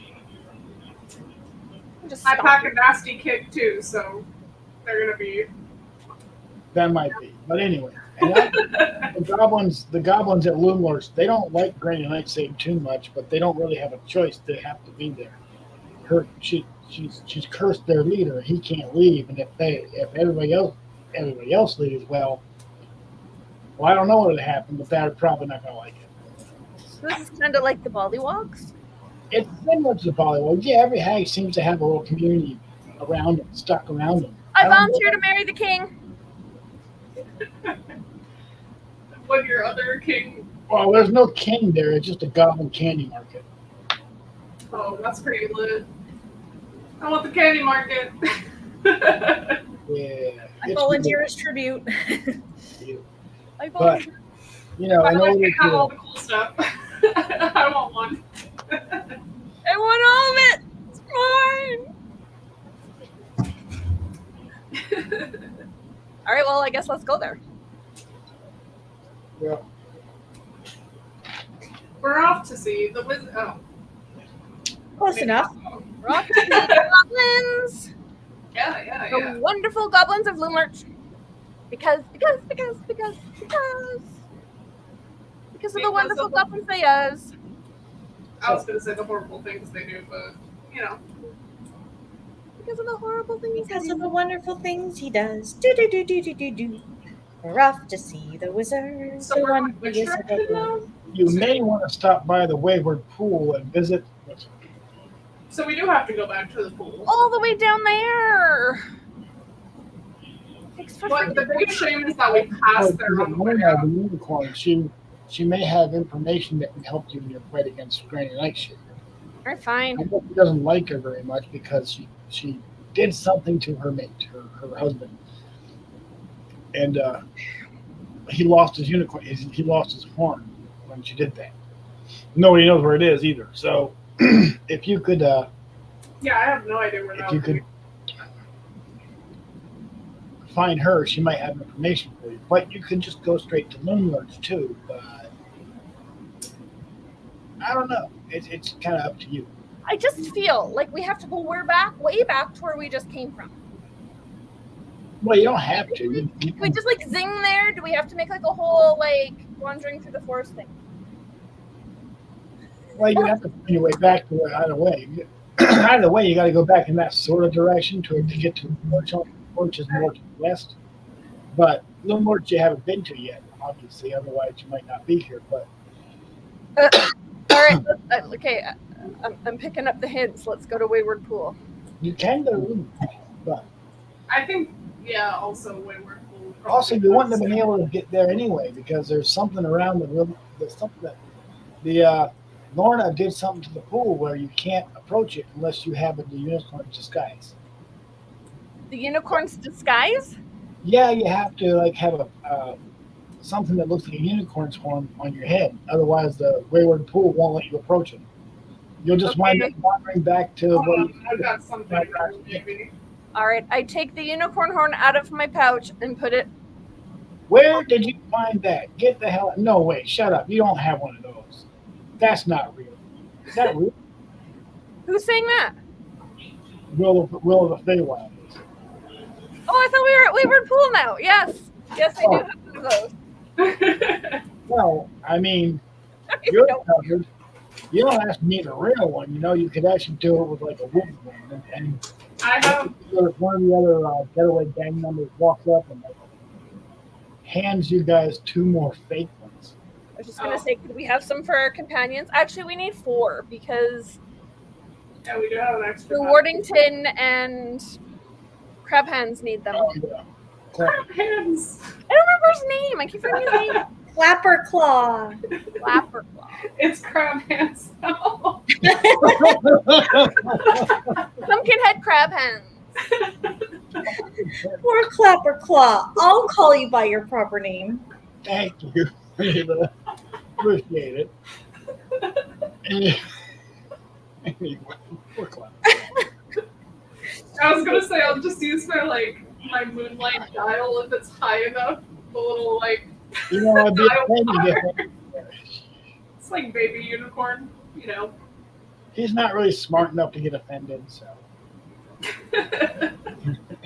can barely sentient. But you all get there and you are able to approach the radar pool. On your way, I need you all to make perception checks.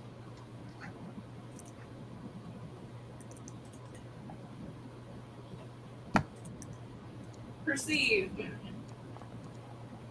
Yes, Okay, who got 18? I did. Okay. I got 20. Oh, okay. The 18 and 20. All right, both- way to show off. Way So, to get better than me. I'm too busy pretending to be a unicorn to notice anything. Ada and Delphina both get the weird impression like you're being watched, but you can't quite figure out why.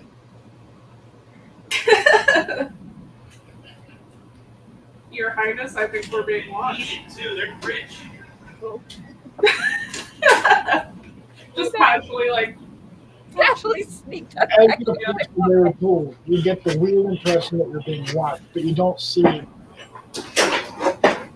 I wish I had, I have these little party hats that are unicorn horns. I wish I knew where those were at so I could wear it right now. Oh, that'd be awesome. So we're being watched by either something that wants to eat us or by the unicorn that we're going to see. You don't know which. May I attempt to, I don't know, would that be investigate or perception again? Or That was your perception check. oh, that counted as that. Okay. That's what you I got. see. So, but before you left, Will did tell you that you need to light the coals in the bowl on that little rock in the middle of the pond. The only way to get there is to have a unicorn disguise, which is as simple as having a fake unicorn horn attached to your head. So, We're definitely already wearing that. all right, and you're able to swim across.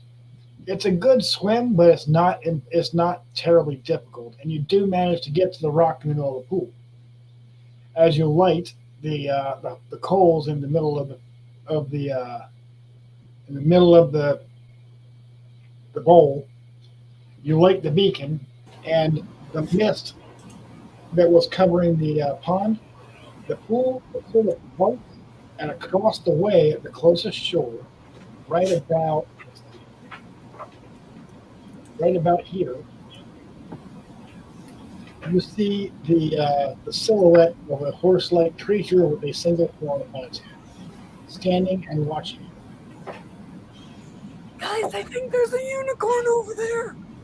And it's a relatively easy swim. It's actually the water's actually kind of nice. Oh.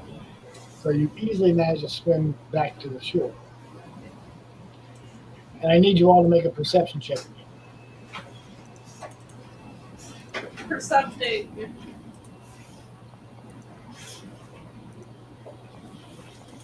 I got a 12. Okay? 18. 18. Nice. Okay, that is enough. You see a cloaked and hooded figure, roughly the size of a halfling or a human child, hiding in the woods. As you approach behind the unicorn in the woods, as you approach, and it's attempting to sneak up on the unicorn. And you do see daggers in its hands. Excuse me, unicorn. I think something's trying to get you from behind. We come in peace. Lorna looks around, and you hear the unicorn is able to speak and says, I did not know I was being followed. Why did you summon me? Is this some kind of trick? At that point, a goblin-sized creature leaps out of the woods and attempts to attack Lorna. You may all roll initiative. Cue the battle music.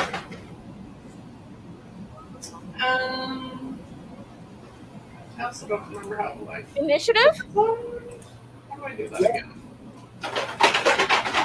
Initiative. There is no combat encounter in your currently viewed scene. Oh, yeah.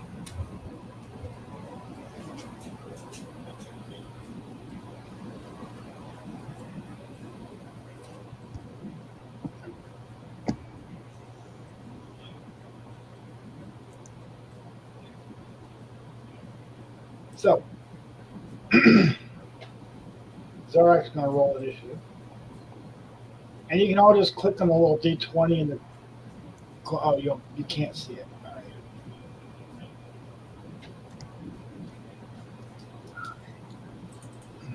I'll try to roll it from my thing again. See if I- Yeah, There we go.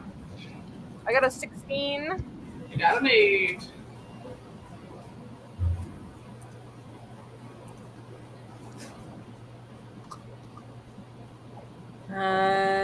Oh, how did I not get initiative? Hold on.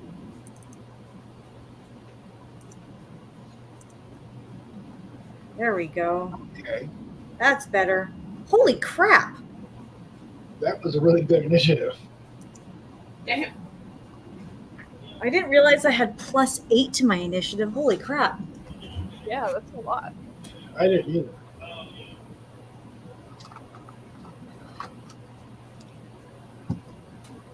Did everybody roll initiative? Yep. Okay. Okay. Ada, it's your turn.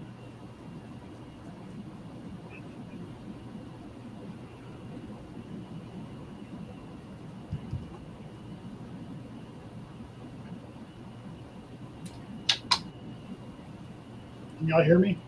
Yeah. Okay. Yeah, it is currently Ada's turn as Zabrak, as this assassin is attempting to take out the unicorn. No. I don't have the box. What? I don't have the combat box in my. I'm going to shoot it with my bow. I don't think anybody does, but No, it's not showing up. Natural 20! Oh, yeah. Awesome. okay, roll Damn. to double it. Woo! No pressure for everyone else to. Oh, I'm like, you just take it out one shot there. Oh my god. Yeah, you kind of splattered. Did I one-shot him? No, but goddamn, you came close. I thought I one-shotted him. Damn. That would be Yeah, That would have been amazing. he only has 40. He's just not doing good out I there. just got fucking ruffle stomped.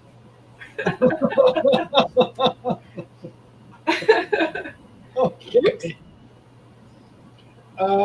It's now his turn. He's gonna try and run away. All right, I'm gonna use my short bow.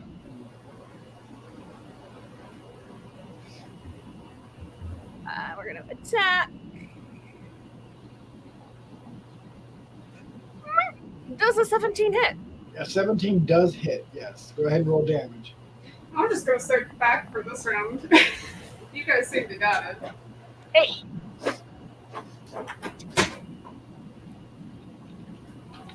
Is he dead? This guy's limping away. Oh, he's still alive. He's freaking Do we get an attack of opportunity since he's trying to escape? We're in melee range, so no. Damn. But it is now Delphina's turn. Okay. Wait, do I have bow stuff? Did I even have that? Or do I just have my mace? Just the mace. You don't have a bow yet. Yeah. And what my movement was 30 feet or something like Movement that? of 30 feet, yes. So 1, 2, 3. So that's what? That's like 20 feet. 20 feet, yes. Alright, I'm gonna punch him with the mace. Okay, go ahead. This attack. I don't know why. There we go. yeah. 17 hits, yeah. Let's go damage. Bludgeon him! Yeah! 2 points. Good job. He's better than no points. Yeah. That's enough. Just enough. Just enough. It is literally just enough. That was the fastest combat we've had yet. Really it was. Damn. It annihilated them. Well, good. Thanks to Ada. Thank you, Ada. You're welcome. Well, yeah. 30 That on a high. God damn. It only could have gone better if I had rolled like 2 8s. Yeah. Truly. Then he would have just been deleted. You're welcome, Mr. Unicorn. How did that unicorn feel about our takedown? And by ours, I mean Ada's, because Hey, you finished it off. I really just kind of bopped him with the little spike and was just like, "Yep, all right, you're good." That's all you needed to do, so you're good. Like, Little don't bunny overextend. foo, hopping through the forest. Real nice and bopping them on the head. Yeah, apparently. This is, if it's a goblin, it's the weirdest looking goblin you've ever seen. Does he have anything on him? He has he has something. Probably daggers. If I was to guess. This is the weirdest looking goblin you've ever seen.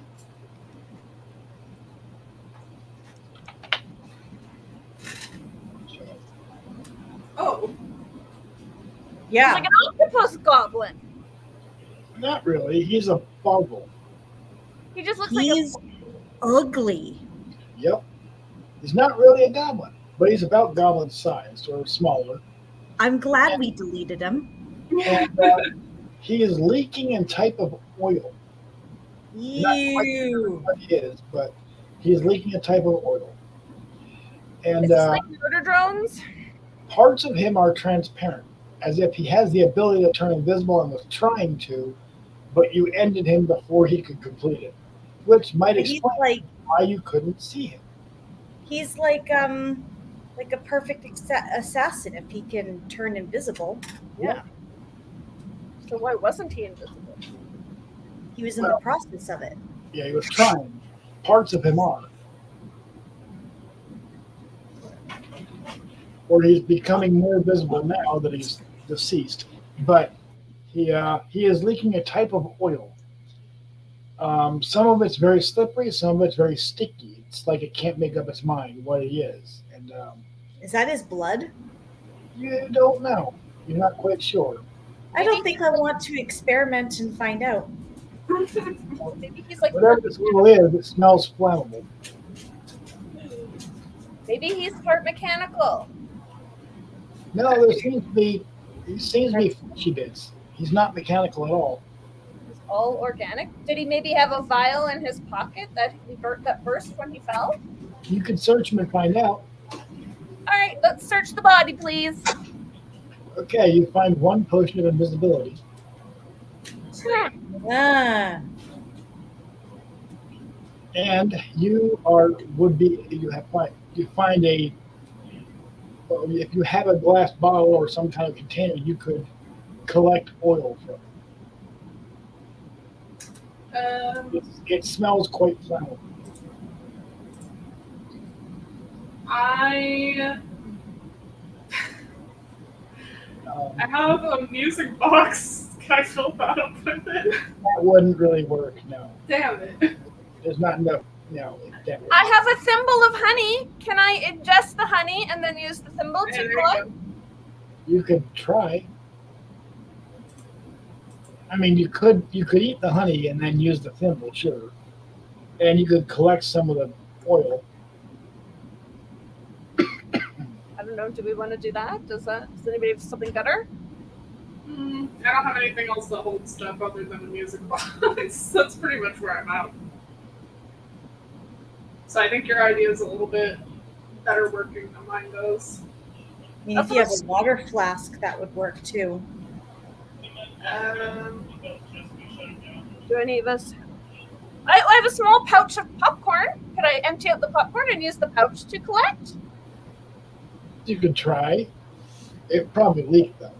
Oh, I was gonna say that just is bigger than a thimble. How does the thimble full of honey not leak? You don't know. Magic.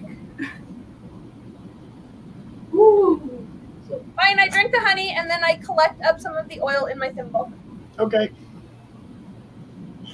You have a thimble full of boggle oil. Of what? Boggle oil? That's what this Boggle thing is called, a boggle.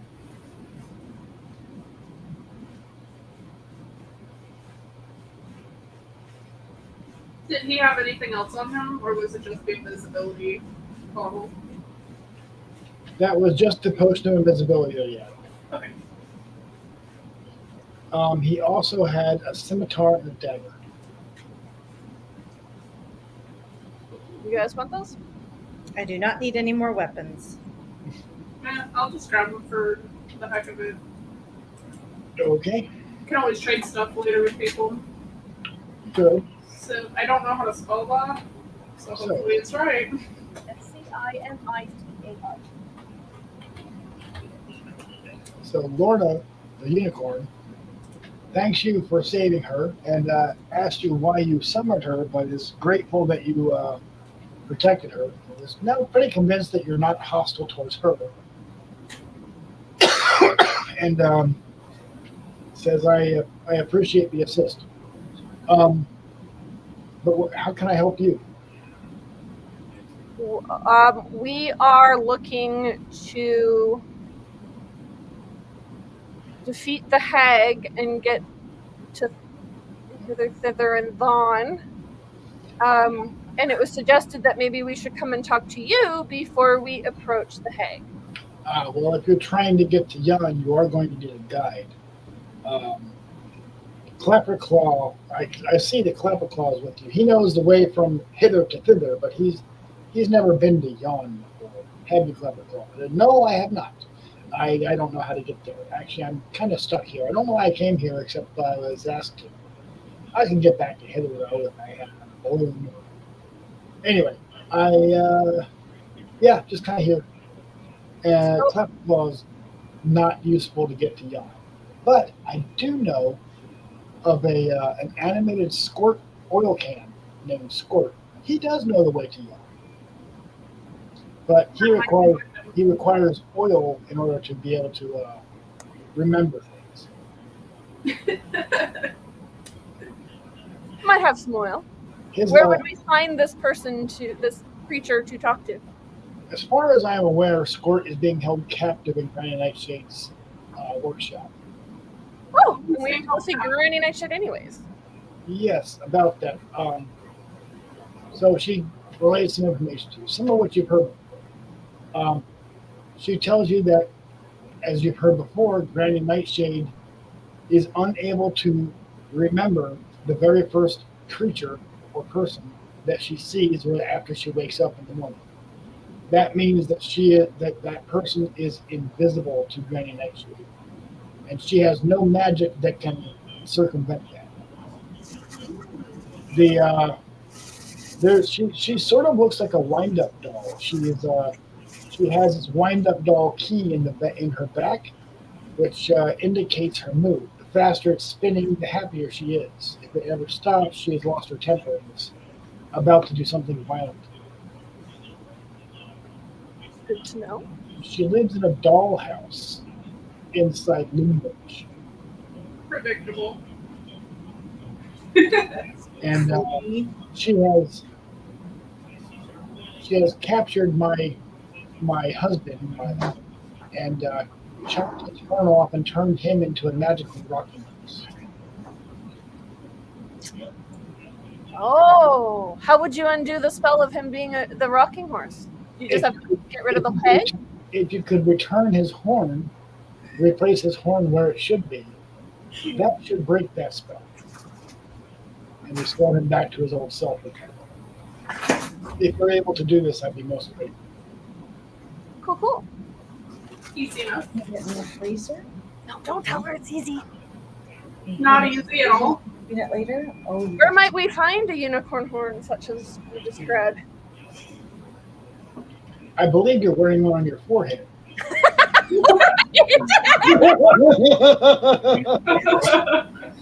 That's My bad, Let's sorry. put that one off, huh?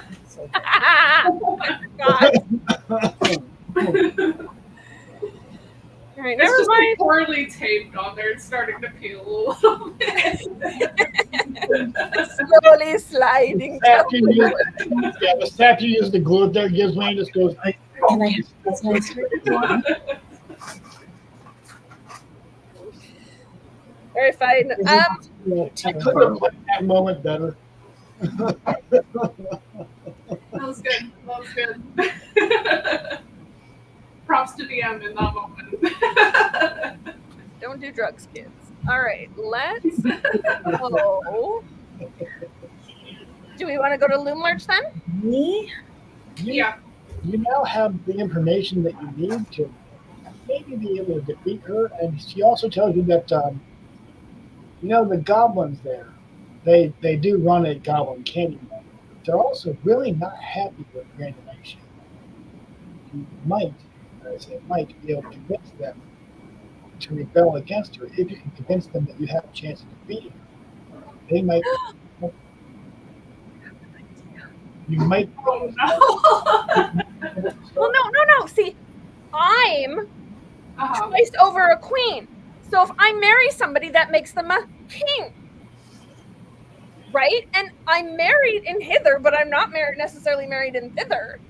So then I could marry one of the goblins, make him a goblin king, and then they're happy because they got their king, and then they will help us attack. But if you're not royalty here, then the whole you marrying someone goes out. Hither and Yon are all a part of the same kingdom called Prisoner. They're just segregated. I don't know the marital laws here. Can we be like a poly thing going on with me and all the kings? I'll just make kings as we go along, and then we'll all the people. Just trying to marry everybody in Prismere. I mean, I see no problems with this, but I think you might want to talk to your king husband first. See where the relationship lies. I'm not marrying a goblin. It's not happening. I volunteer as tribute. I swear. I want all the titles.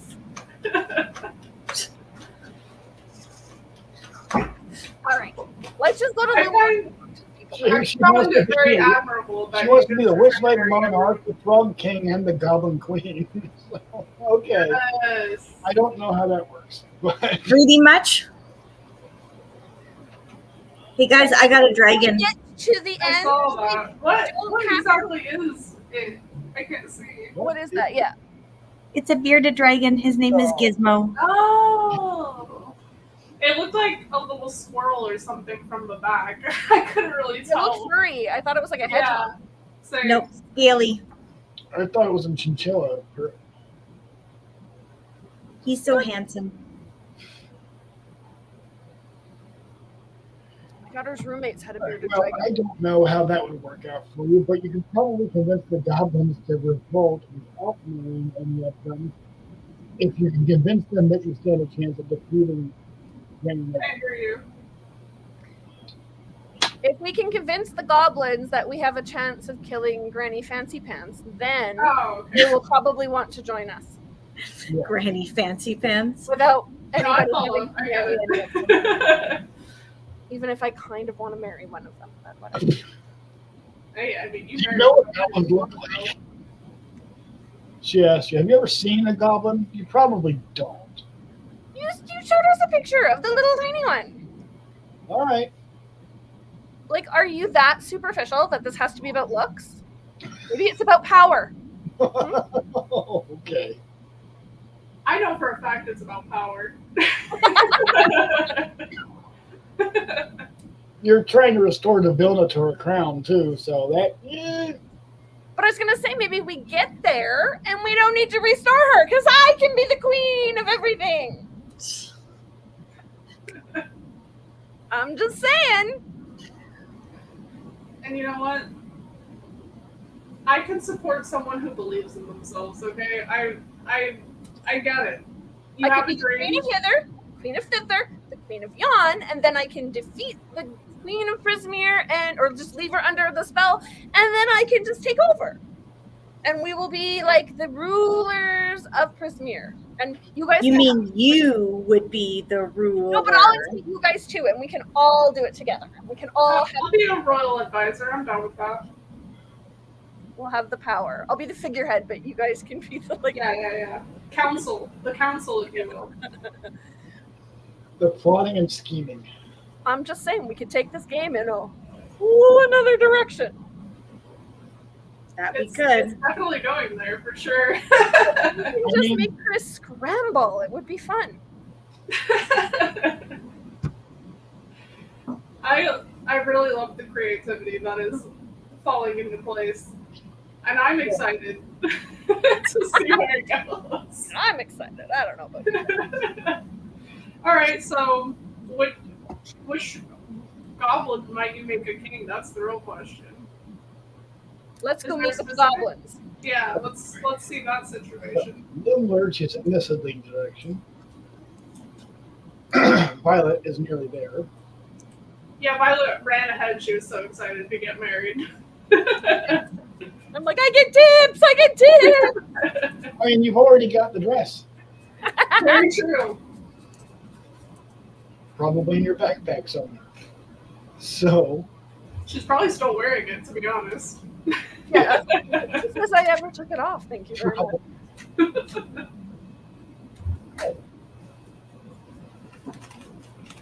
Little Lurch is the hollowed out trunk of a massive fallen tree. If you've ever seen a redwood from Redwood Forest, it's even bigger than that. It's big enough that an entire city can be built in it, and in and around it. And you enter into what is effectively a goblin marketplace, which I don't have a picture for. Marketplace run by goblins. Got it? Yep. And you come across one of these stalls, and the goblins are not actually hostile for some reason. Goblins are rumored to be very hostile. These ones are not, and they have their booths and their stalls. They're all Stains and trying to hawk their wares, and they're greeted by a rather odd-looking goblin. This is a goblin whose head has been replaced by a candy apple. That's everything. Is he related to Cleverclaw? He is not related to Clapperclaw. Oh, that is really disappointing. Yeah, but this goblin wanders up to you and says, "Oh, hello there. My name's Chucklehead." And says, "Oh, pardon me. You must be the Witchlight Monarch." And he bows, and some of the sticky candy that is part of this candy apple drips onto the floor in front of your feet. And he stands back up and says, "My name is Chucklehead. It's a pleasure to meet you." Hello, Chucklehead. It is a pleasure to meet you too, my lovely person. Sticky companion. My lovely loyal subject. Who might be in charge around these parts? Granny Nightshade's in charge of all of Woundridge, unfortunately. That's just our plight. But do enjoy the candy market anyway. Do you have a leader of the goblins? That would be me. I'm the sort of de facto leader. I'm president of the what do you call it?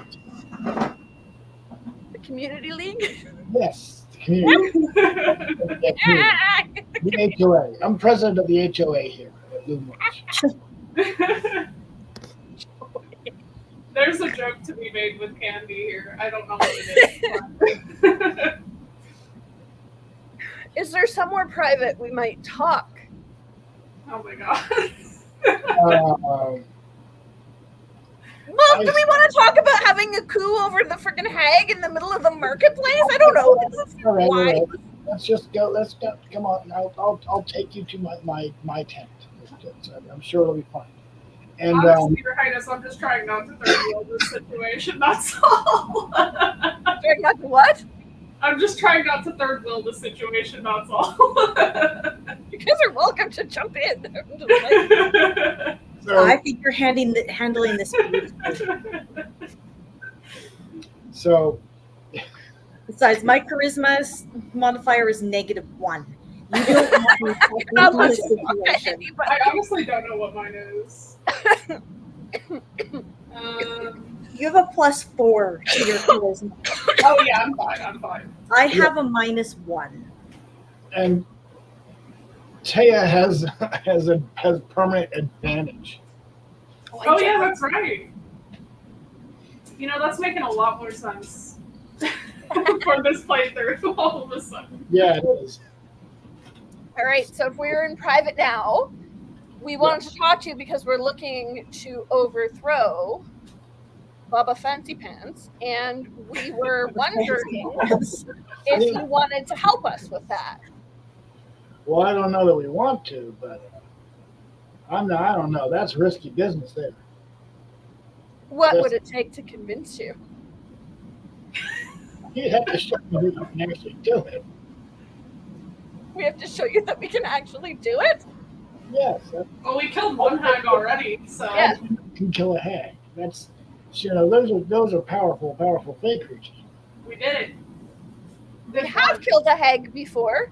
We killed the hag of Hither, whose name I don't remember, and that is how I became the Bathlorna.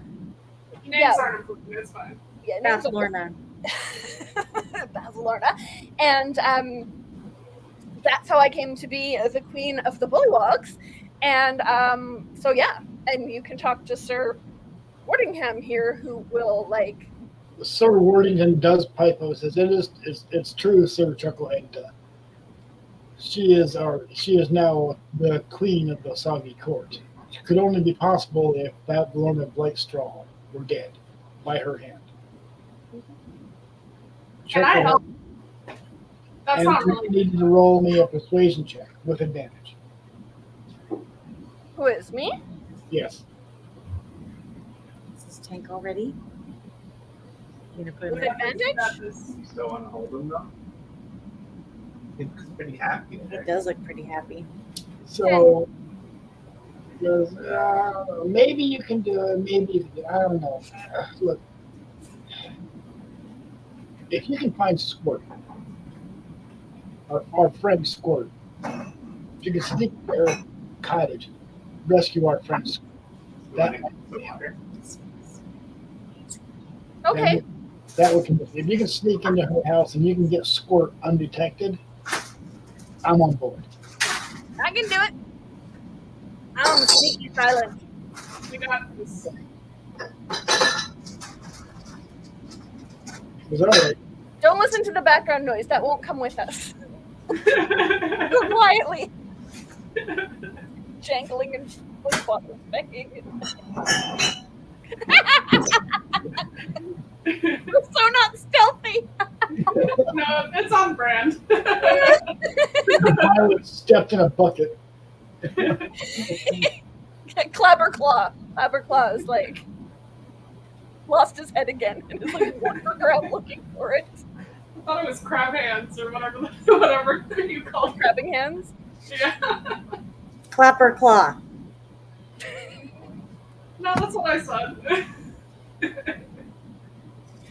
Poor Clapper claw. Nobody gets his name right. I know it, I just choose not to use it. Sure you did. Crabby hands.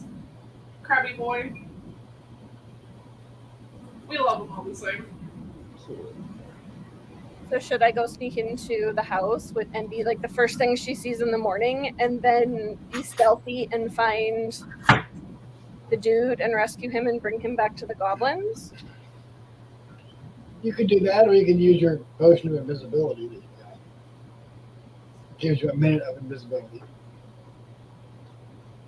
Is that enough time to find him and free him and get him out? You I don't mean, you know. can always stealth first, and then if the stealth doesn't work, just pop him.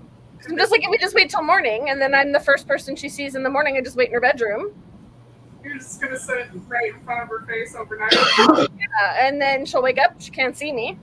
So I'm invisible, and I'm quiet, right? Because I've got my stealth boots, then I make no noise. Okay. Feel like that's like a super guarantee, whereas only having a minute on an invisibility potion is like... Fair. She makes sense. Makes sense. It You does. can take the attempt, sure. I can make the attempt, sure. Well, I'm guaranteed to be invisible, and I'm guaranteed to be silent. So how am I going to get caught? Only if you're the first person she sees them. That's why I'm going to sneak in overnight and like Okay. sit on her bed. Are we just outside the house just waiting? Because she'll definitely be able to see us if we go in with you. Yeah, it is a hut, much like Bad Bordel's hut. But it doesn't have the waiting pool. It just has the bedroom, a dining room, and a living room. I don't have a picture of it. I don't have a map of it. So it'll be theater of the mind. Because I wasn't expecting you guys to get this far this fast. So, anyway. Yeah, places to He underestimated us. Well, there's a lot more to it that you just kind of skipped over, which is fine. No, did we? Yeah. Don't underestimate a woman on a mission to get power. Why did we skip over though? That first and only fight was supposed to take a lot longer than it did, but someone rolled a crit. That someone was me who rolled that crit. Yes, Very good, I very did. good. Way to spoil I'm the honestly feeling. so impressed by it. It literally took like 2 seconds for that battle. Yep, that was. I gotta say that was pretty epic. That was the fastest fight in D&D history. Oh yeah, I rolled a critical hit while you were gone, and I almost one-shotted the bad guy. I rolled a crit while you were gone. I almost one-shotted the bad guy. Oh, nice. Took it from 40 hit points down to 10 in one shot. I took it down from 40 hit points down to 10 in one shot. Nice. So it's like almost dead. Yeah, 2 little hits and it was done. Yeah, that was pretty epic. So, you do manage to sneak into the grave. Oh, you're muffled, Chris. Is that better? Yep. Yeah. All right. You do manage to sneak into Grey Nightshade's cabin at night. I need you to make me another stealth check to find a hiding place until morning.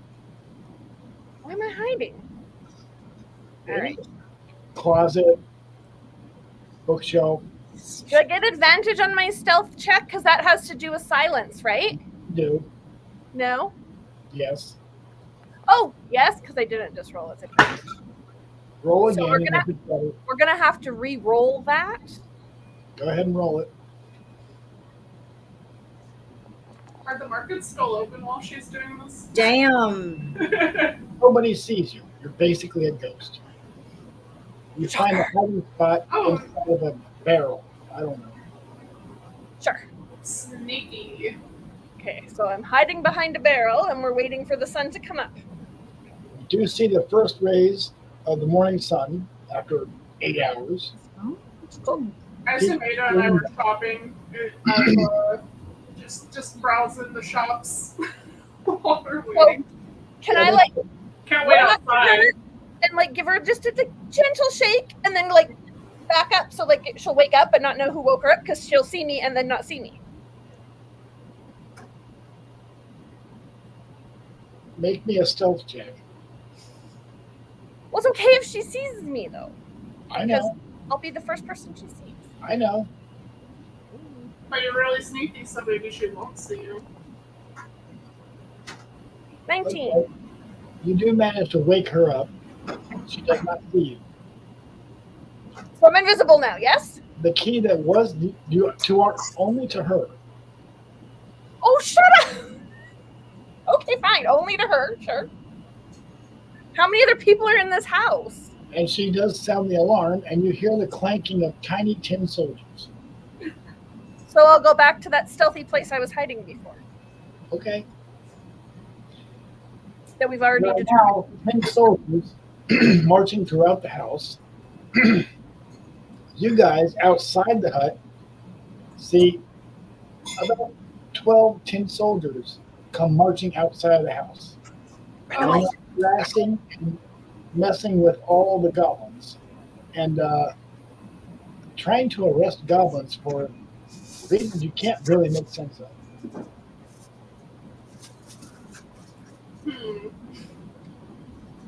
So I feel like Goblin merchants are being arrested by tin soldiers. oh my god. Can we like Someone has disturbed Granny Nightshiel's peace. Come with us. are they saying that to us or to them? To the goblins. They don't know you're there yet. Goblin merchants are being marched away at spear point into the shack.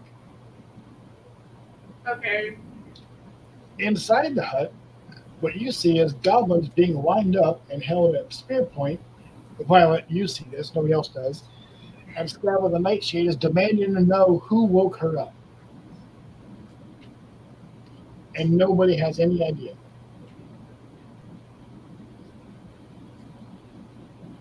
I stay hidden. Okay. Ada, should we do anything? Well, what am I gonna do? Jump out and say no, it was me? Scrabble And then I cry?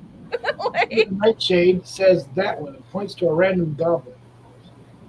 And two of the tin soldiers skewer the goblin, killing him instantly.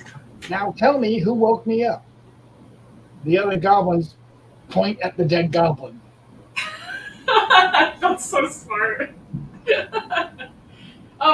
We can't see any of this though. We're like they're already inside the hut. Says, are you telling me the truth? I'll know if you're lying. And she begins casting a spell. I think out Only of curiosity, we would probably if you have the Arcana skill, will identify this spell. are there still guards outside the hut or are they all inside it? There are four. oh shit, I could have taken my cupcake of invisibility. You could have. I forgot I had that. Alright, guys. 4 tin soldiers guarding the door to the hut. It's like sitting on my boobs now. There's a lot happening with this situation all of a sudden. Oh yeah. Someone kicked over a hornet's nest. Yeah, really. Says, now who did that dead goblin wake me up? What? Bablorna is interrogating the other 3 goblins that are there. Was that the goblin that woke me up? Leader sticker. Yeah, I was just reading that one. And Grab them. Sure. the other goblins nod their heads yes. Handsome. Bablorna says, you're lying to me. My zone of truth spell tells me that you're lying to me. Comfy. She points to another goblin. Yep. She points to another goblin, and the tin soldiers skewer the next goblin. is about it. And she repeats her Okay, question. but if she's got a truth-telling spell, then why doesn't she just now ask them? That would have been for him to like walk around in it. She did. And then she will know Yeah, who's yeah. lying to her. She They did all that. did. Although that That's looks why she's killing them. Yes. No, but now she's killed another guy and saying, well, you guys need to tell me who it was. But why doesn't she just ask them? She said, "Was it that guy who woke me up?" Yeah. They said yes. She knew Well, they the were. truth-telling spell only works on one question? Yes. Stupid. It Unless worked for like 10 minutes. No, it. Chickens She knows inside it's a the lie. house. She doesn't know what the truth is. Just go. Let's go to the farm and find you a baby chick. And you can bring it home and have don't that. tempt me. Baby chickens, Bring what? it home, you'll be like, I'm never gonna read again. He'll be like, dinner. Bad idea. That's what he'll say. He'll be like, oh look, he brought home What he dinner. actually. He'd say, oh look, he brought home dinner. I don't know what he was doing. So, what should we. Ada, what do you think you want to do? We've just seen there's 4 guards on the outside, plenty that have entered. They stole goblins. We know that Violet's in there on her own. I don't know. So Any fine. plans of I'll like action? heal myself and say I did it. She heard you, but she cannot see you. The 10 soldiers, however, can. Oh. You're now in combat with 4 10 soldiers. Okay, I stumped them All with right. my foot. It's just me, right? Yes. Can't I just like stomp them with my foot? Just like tonk, tonk, tonk, tonk. They're about the size of a goblin, so they're 3 foot tall. I guess we'll go. I'm going in. Yeah, I guess I'll follow you and save her. Okay, you have to get. Okay, so point- But if you guys come in, then Lady Fancy Pants sees you, and then we're in a battle with her. She can't see me. Yeah, but they can see you. The other They guards can already see you, so they're just gonna tell her where you are. I think. Yeah, if you there didn't was- think that one through, did ya? I think if there's any time for a custard wand, it's probably right about now. Use the custard wand a bunch of times, then I'll run out, and it's like it never happened. So, for the sake of this battle, these goblins are not goblins, they're 10 soldiers. I just don't have a token that depicts 10 soldiers. But the stats are. So, meanwhile, Violet is in a fight with 4 other ones. We don't have a map, so we have to do this kind of slapdash. Oh, you just had to bug them, didn't you? We have 2 different combat. Okay, Wait, all where's she? the information we Oh, had she's over there. was leading us exactly into the situation. Okay. The only mistake was using the wrong invisibility potion. The only mistake, huh? Well, no, because then I had to be the first person that she saw. So then I had to make sure that she didn't wake up and a goblin walks in and she wakes up and then it doesn't work. So if I would have taken an invisibility potion, I wouldn't have had to have woken her up. I could have just gone in and got what we needed. I'm sorry, I fucked it up. I love how you still think that that's the only problem. Well, we just have to kill them, right? I mean, we were going to do that anyways, so let's just do that. Pretty much. Okay. These are not goblins or 10 soldiers, but they just look like it. I don't have 10 soldiers tokens. Theoretically. End of me. No, it won't. But because you have surprise, I'm going to say Violet gets to go first with her group.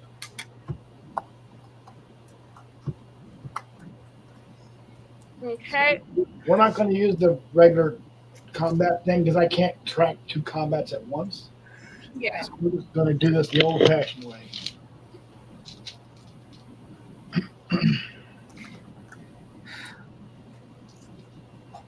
You could have somebody. Okay, so Yeah. Okay. I can move and then I can do an action, right? Yes. So You can I am move going to and- move out of like melee range of these guys. Okay. And then I'm going to use my purple. Does she still Roll initiative. Watch me get that. She has a surprise round because she jumped out at it. Oh, okay. I see. Got it. Do I get advantage on my attack if I'm?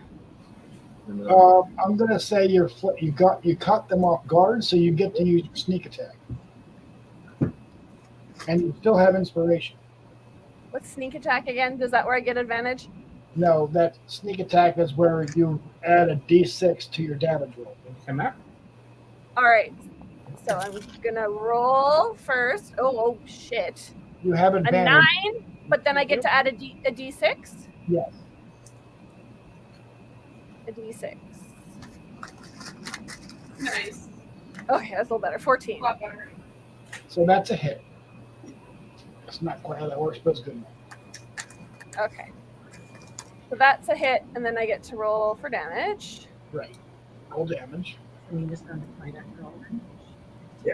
6. I never did have the chance to talk to her. So. Nice. You have one dice of inspiration. You can add a d4 to any roll. All right, let's throw a d4 on there. You can. You don't have to, but you do have. Just remind me again. All right, let's throw it on and see what happens. Oops. Okay. We'll go visit Nina before we go back to But 9. So you've done 9 points of damage to one of them. I'm taking them out. Sweet. you. Like, So it is their turn, and they're just going to roll a straight up attack at you. like shut his eye. Are they close enough for an attack, though? They Oh, have sweet. they do have bows, but it doesn't matter because they critically fumbled. So this one broke his bow and can only move. So he's going to move closer to you. I think I told you, but like, because I can't have pets at my new house, so Ian would have strict custody. He's only a melee weapon. So he's going to close in You'll get visitation rights. Yeah, and to make an attack.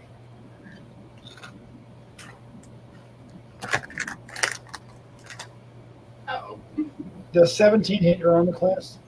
Yeah, I think so. do it to like think of ways, because like I probably won't.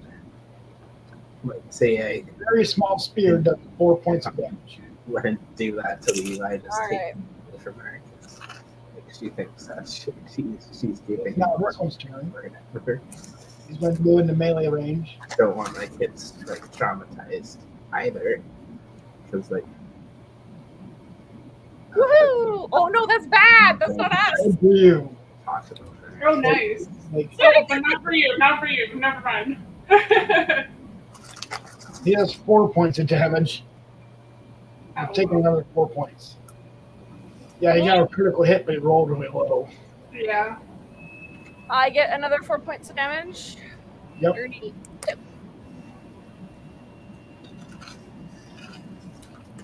Okay, we're going to go to the other combat that's happening here. Delphina and Ada, you both get surprise rounds because You would jump on me. Do we roll initiative at all? No, not this time around because you have a surprise round. Ah, Okay. So you decide whoever wants to go first. Ada's at range. Delphina's in melee. okay. I'm going to attack with my longbow. Okay.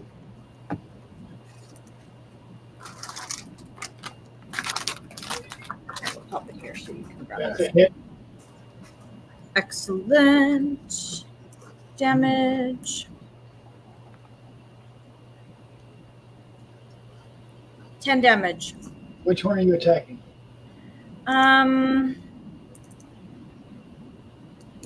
Top one. All right. Yeah. Top one's done. What? Yeah, they're not very Neat. tough. No kidding, hey?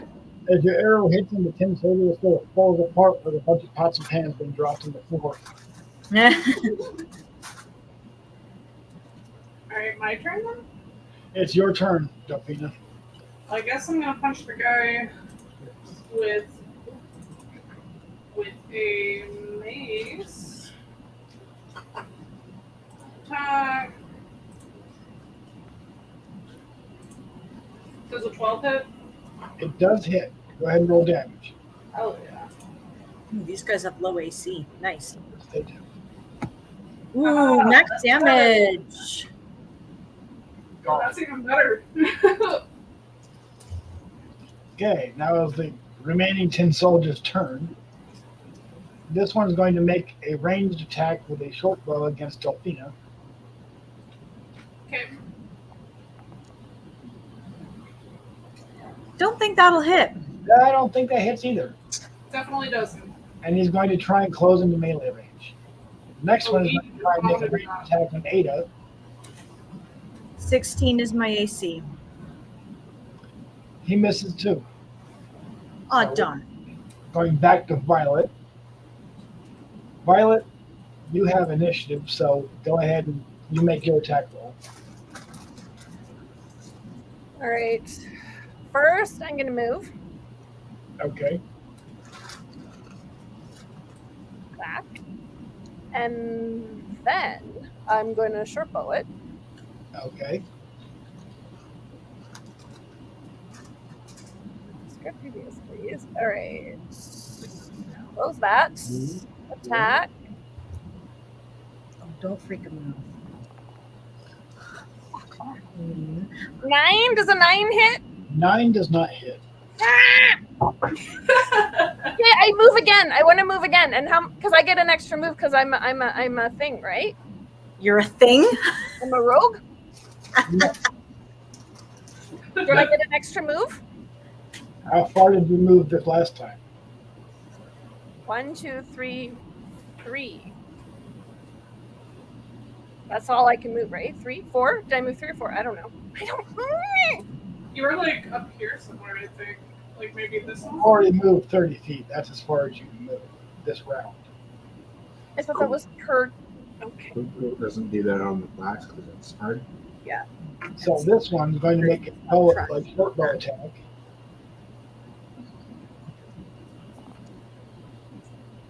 I don't think 6 is going to hit your AC. Where are you holding? No. Oh, yeah. So he's going to move 25 feet to try and get into melee range for next round. This one, the other two are only armed with melee weapons. This one's going to move up, and he's going to make a melee attack. No. Probably doesn't hit. This one's going to attempt the same thing. Nope. No. I'm Okay. really freaking. You're really so lucky. I'm like so hard. You really are. Now it's Real winner. to make her attack. Who? Ada, Oh, we're on the other one. switching to the other combat. Okay. 2 combats are happening at the same Yeah. time. You split the party for some reason. I wonder why that would ever Hey, happen. if they are moving into melee range, can't I have an attack of opportunity? No, that's only if they leave melee range. I'm trying here. I'm not trying. Trying to fix my mess. Your handbook. Oh, nice. Ada, it's your turn. Alrighty. Let's do this thing. Gonna kill some Long dudes. bow. Long bow. Oh, Oh, damn. Yeah, no, you were about due for that. Ooh. That's a miss. that's a mess. Your turn. Alright. I guess we'll hit the guy next to me again. Or, well, different one now, but. Well, that would be a hit. Woo! Woohoo! Nice. Roll damage. Oh, did you say critical? 3. It wasn't a critical, was it? 'Cause Yeah, I- no, it wasn't a critical. I was like, I didn't. But he Otherwise, is. damage would say critical. That's what I thought. I was like, I don't think it was. So it's now this guy's turn. Tell me what he He's thinks. going to make a melee attack against Delphine.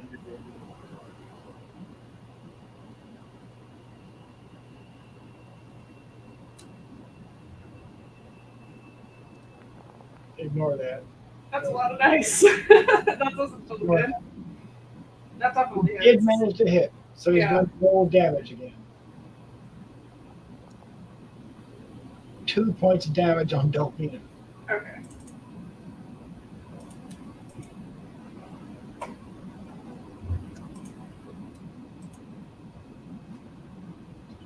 So this one's going to go, and he's going to make a ranged attack against Ada. Come at me, bro. Does 15 hit? I'm a 16. Okay, he does not hit. We're back to Violet's turn. Nice. Can I seeing as they're all standing so close, can I take my short sword and just go wonk and get like all three of them at once? You can attack a single target with your short sword. That's so unrealistic. All right. If you're a barbarian, you get an extra hit. I'm gonna move. A barbarian. And then shocker, I'm gonna break out the longbow. Same with monks too. You can do flurry of blows. Yeah, I didn't know monks could do that. That's cool. Yep. Monks can also do multiple attacks. that's a hit. Nice. Roll damage. Get 'em. 7. Nice. Think of nice. monks as like the holy version of the barbarian. Just holy barbarian. This tin Exactly. soldier. One of them has a range. This one has a range.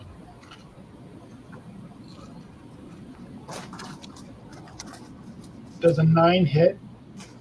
Right. Nope. All right. This one's going to move into melee range and make an attack with his short sword.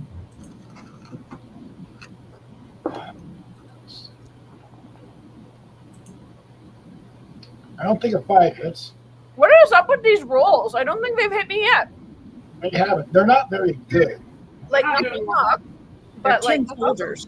Yeah, they're 10 soldiers. They're not very good. So it is now back to Ada. All right. Let's do this thing.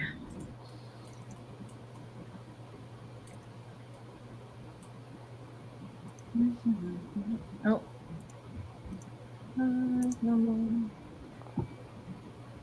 Oh, yeah. Oh my god. you look on fire today. I know. Sucky damage though. Well, it doesn't matter because you want Yeah. to attack. Which one did you attack? The one down at the bottom. Yeah. Well, Bye we bye. don't have a whole lot of hit points. So that one got taken out. Damn. Nice. So I it's can probably do that too. now Delphina's turn. Let's see. Come on, Mace, dice. mace. Okay, maybe Oh.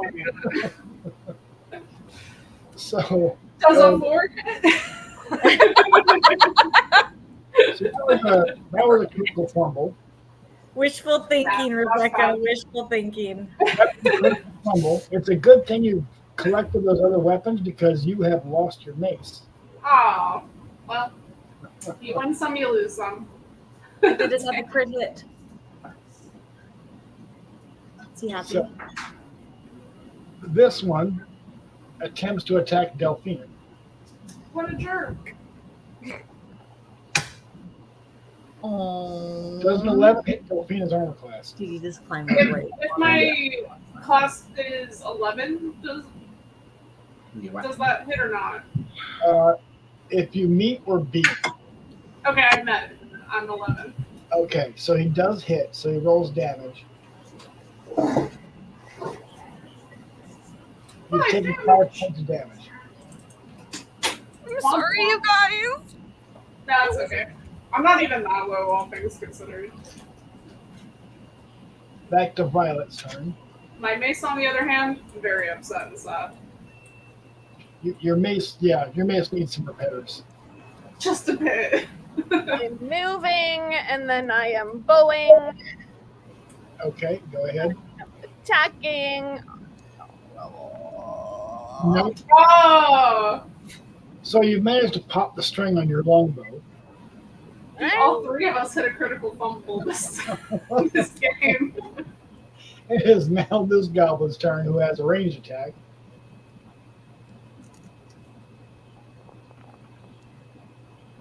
Is a 15 hit? Yeah.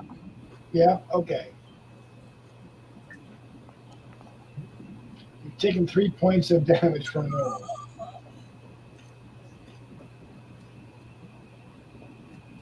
The other one's going to move into melee range and make an attack for the short sword. Does a 15 hit last time. Yeah. All right. Come on, you rolled max. Go ahead and take another 6 points of damage.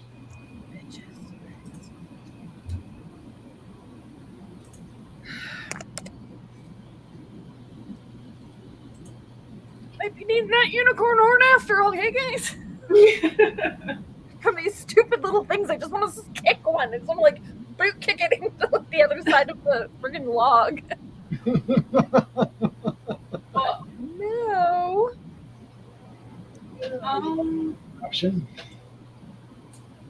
Why does it keep saying I rolled my short bow? I did not touch my short bow. So it is now Ada's turn.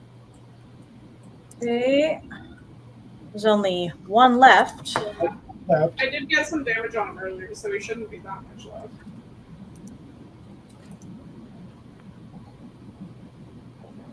That does hit. Perfect. 6 points of damage. He is gone. He's Oh, very excellent. So the 10 soldier guards outside of Scabbeth and Nightshade's hut are now disposed of. Should we go in and help Violet? Yeah, let me equip a different weapon. You guys can just leave me. It's fine. I'll figure it out. All right, we'll go over here then. I don't know how do I, because I had a dagger or whatever, right? I could probably add that one. How do I add that? You had a dagger and a scimitar. Give me a second. Well, either one. Whichever one is fine. Just as long as I have. Take a scimitar.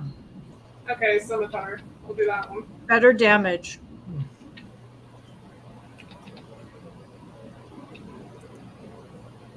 It's basically a short sword, but it's curved. Yeah, the little round, or like, they look like bananas. It's like to me. Aladdin, right? Yeah.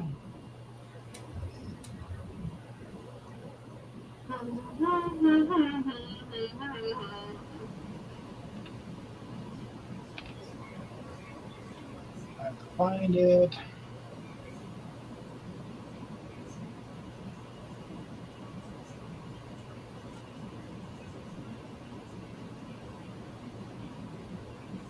Yay. Okay. Oh, right. Nice. That's flip. Okay, I got it. All right. The mace is no longer in your inventory, Depending on traffic too. Okay. but you can use the scimitar. Yeah, I equipped that one. All right. So Okay. We ran over to where Violet's at. She slows down the lightning. They're my good friends. Even though I made the mess, we're gonna help me clean it up. Sure. and That's get- fine, that's fine. I think so. Or like, she just sits in her vehicle too. She has like one of those like blow up mattresses, like the SUV kind or whatever. This turn, would it be from here? so Hot this time. This cannot do that. Kudos to her, but Is it my turn? it is your turn. Okay, sorry, I'm just sitting here listening to Iska's conversation. Okay, oh, I popped my string, so then I'll have to use my short sword. Or my wand of custard bolts, you just never know. Do that. Also an option. I kind of want to see you do that. Ooh, does a 12 hit? A 12 does hit this guy. Wait, damage of 6. Okay. Hell yeah. 2 hit points. I'm like, whonk. and he's gone. You do I hurt him. want to see you. I want to see you get him with custard damage. How much damage does custard do? I don't know. Yep. DM, how much damage does custard do? You do know it does a D6 damage. Viable strategy. 1d6. All right. Well, if he's still left one, my next turn I'll try the custard bolt. Because he can't have more than 2 hit points left. So That'd be pretty awesome to take him out with custard.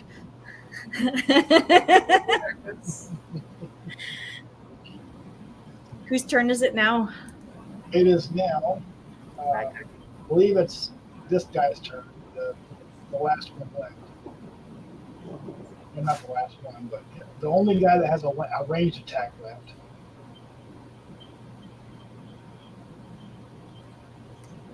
He's going to make the attack against Oh my God. because he has Ouch! probably a hit. It's a 19. on me, yeah, that's a hit. Yeah, so he's going to roll Shit, I should have moved. 3 damage. All right, 3 damage. He's gonna just nickel and dime you to death, isn't he? Yep. Y'all don't take him out yet. Yep. I still got 20. I'm down to 20. It's like half my hit points are gone. Okay, so All right, ladies. it is now Delphina's turn. Or sorry, it's Ada's turn. I'm sorry. Okay, I'm attacking the top one. Okay.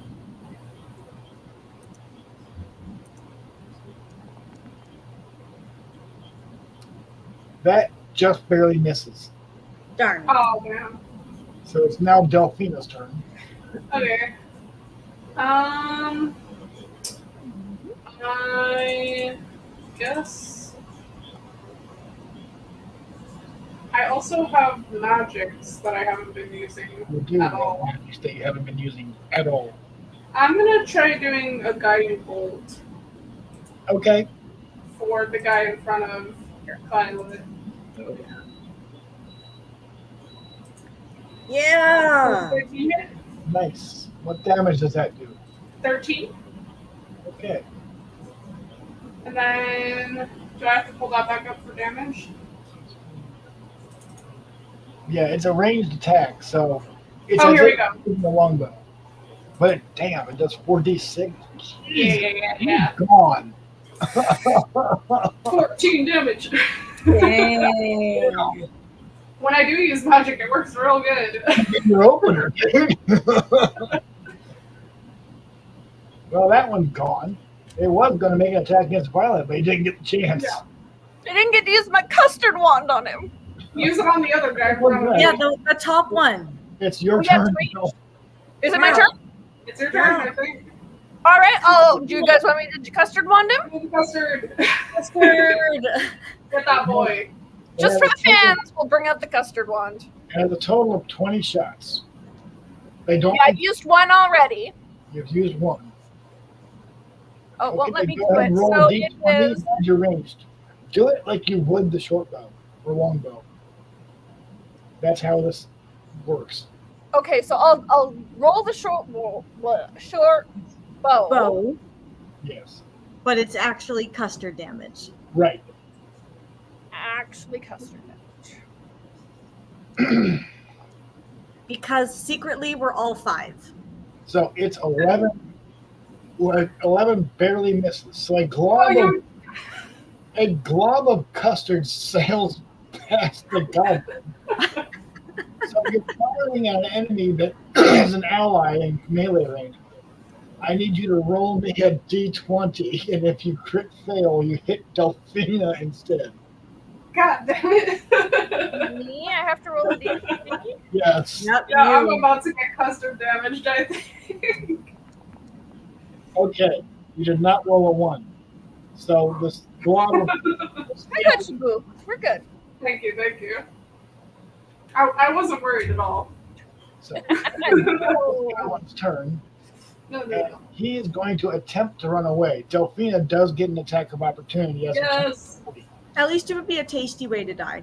Okay, we're gonna scimitar Maybe he this could boy. slip in the custard. Take some head damage. Is it Is it a normal or at It's normal. advantage? It's normal. Okay. That does not hit. Well, I miss him. Boo. Is it my turn? Make his escape. It is now Ada's turn. Where is he? He He's up. ran up. Up and right. He Is attempted he to- still in range? He's still in longbow range, yes.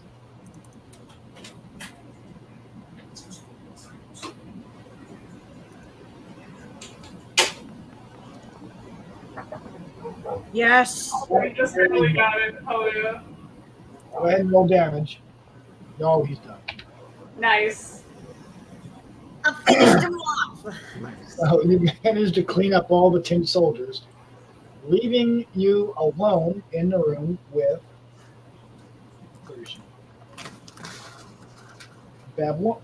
Scab with a nightshade, who can only see two of you. Hey, girl, hey. And This is probably where we have to leave it, isn't it? you know, it might be. Because you haven't pulled up her stats and stuff, right? I have stats for her. I have stats for a green hag, which is close enough. I was gonna say that this would be kind of a good maybe ending. This would be a good This place would to be. Yeah, I think so, too. This would be a good place to wrap it up. So I'll be able to set us up for a better scene next time around. Hey, I mean, that was a really fun adventure, to be fair. That isn't Yeah. finished. Like You guys accomplished a lot more than I thought you would. So we're in the thick of it right now. Into the thick of it. Oh, but I've got charisma advantage. Maybe I can talk to her and like convince her not to. well, if she could see you, that might Yeah, work. she could see you. Why does she I need to see me? She can hear my voice and my inflection and my emotion. guess. I guess they didn't say she can't hear you. Yeah, that's true. Are we going to continue, or are we going to wrap it up here? I think we should wrap it up here. Yeah, no, we're gonna wrap it up. All right. When do we think we can play next time around? Because I'm good on any Saturday. So we are going away. So all of next weekend, I'm busy. And then we are going away the Monday after. So for me, the next Saturday I'm available is the 24th. And I can't do the 24th because that's the weekend we're away, and I can't do the 31st. I can't do 31st either. Weekend so. So 7th? So And the I can't 7th do of the September. Oh, I can do the 7th. I can do the 7th. September Cool. works for me, just as long as it's not like that same weekend that the 31st is. Anytime after that. So the 7th should be good for me. Okay, cool. Well, this has been fun. I'm really enjoying this this campaign. Running it for you has been interesting. Been Yeah, I'm fun. having a lot of fun. We're actually like maybe 4 game sessions away from the end, maybe 5. So maybe later on we can talk about what we want to do after this campaign. My vote, I have a vote for that, and you guys probably can predict what it is. Give me one second. Pathfinder. Yes. But I'd be down to try it out. Pathfinder, like if you've already played D&D, Pathfinder is easy. Yeah. Yeah. the It's past just like slightly different, right? the screen won't let me show you. I have what's called the beginner box. It has its own short adventure that just walks you through all the different concepts of Pathfinder. It's intended for people who've never played any TTRPG before, Oh, okay. and it's like maybe 2 game sessions long in length, unless we just go like a marathon, which I don't know if we're going to. I don't Well- think us 2 ADHDers are capable of doing the marathon without No, our but we can probably breaking down and crumbling onto the floor. Right. Yeah, I was gonna say, like in person, I feel like I could play longer, but having to just sit and like stare at a computer screen, it's like A little bit different. Yeah, Yeah. I think what we should do is when I finally graduate cosmetology school a couple of years later, maybe we could all like do a meetup for D&D in person. That'd be pretty cool. Like an entire weekend long adventure or something like that. Yes. Yeah. And Me and you guys can pay like $1,600 for plane fare, and you guys can just drive. It'd be awesome. Well, I'm just teasing. depending on the spot, because I feel like Texas, I pretty much drive Right. everywhere you need to get to go anyways. Yeah, like I was thinking, you know what? Maybe we can like plan for like 4 years from now. We can all meet up at Totally. and do like a combination of like summer solstice at Carhenge and D&D. Yeah, that'd be awesome. Just set up like a big, like, midsummer ritual. Yeah. You know, lay the whole compass to and then just play D&D. Bless our dice is the magic. Call in the spirits to support our game. Like, Setting up the four corners is just the four corners of the In the table. middle of Carhenge. You're not familiar with Carhenge, are you, Taya? It's an exact duplication of Stonehenge, but it's made from cars, like old cars. oh, cars. Where is it at? Is that- Nebraska. Oh, okay. I was like, I feel like they have something similar to that here in Texas, but maybe I'm wrong on that. I was It just sounds like joking. an Alberta thing. It doesn't have to be Carhenge, but it would be kind of cool to get together one of these years. Yeah. But that's years from now. Maybe we can go to Niagara Falls or something. I don't know. Or we could find someplace cheap to travel, like Vegas or something. I was gonna say, Vegas is cheap, but we could go. Well, like as far as like Canadians having to travel there. yeah, we can you can fly to Vegas from Edmonton for like $200. It cost me like $1,200 to fly to Ontario. Yeah, literally like a plane ticket to Toronto, like a domestic plane ticket would be 3 times more expensive from Vancouver as it would be for me to fly to Vegas. No joke. The only other place that would be cheap for us to fly would be LAX, because they do so many nonstop trips there for Disneyland. Maybe Orlando, Florida might also be a cheap one because of Disney World, but because of the weather in Florida, it's not always. I used to fly to Florida on the regular. Not with plane tickets now. You used to be able to get them for like $200, maybe $300. And then starting in like about 2018, it like skyrocketed to like. I heard WestJet was thinking about doing like a cheap rate for like Orlando because of Disney World there. Well, yeah, and what's the cheap airline? Oh, I forget the name. $250 ticket. It was a return ticket from Florida, from Orlando, and I think it was $250. Yeah.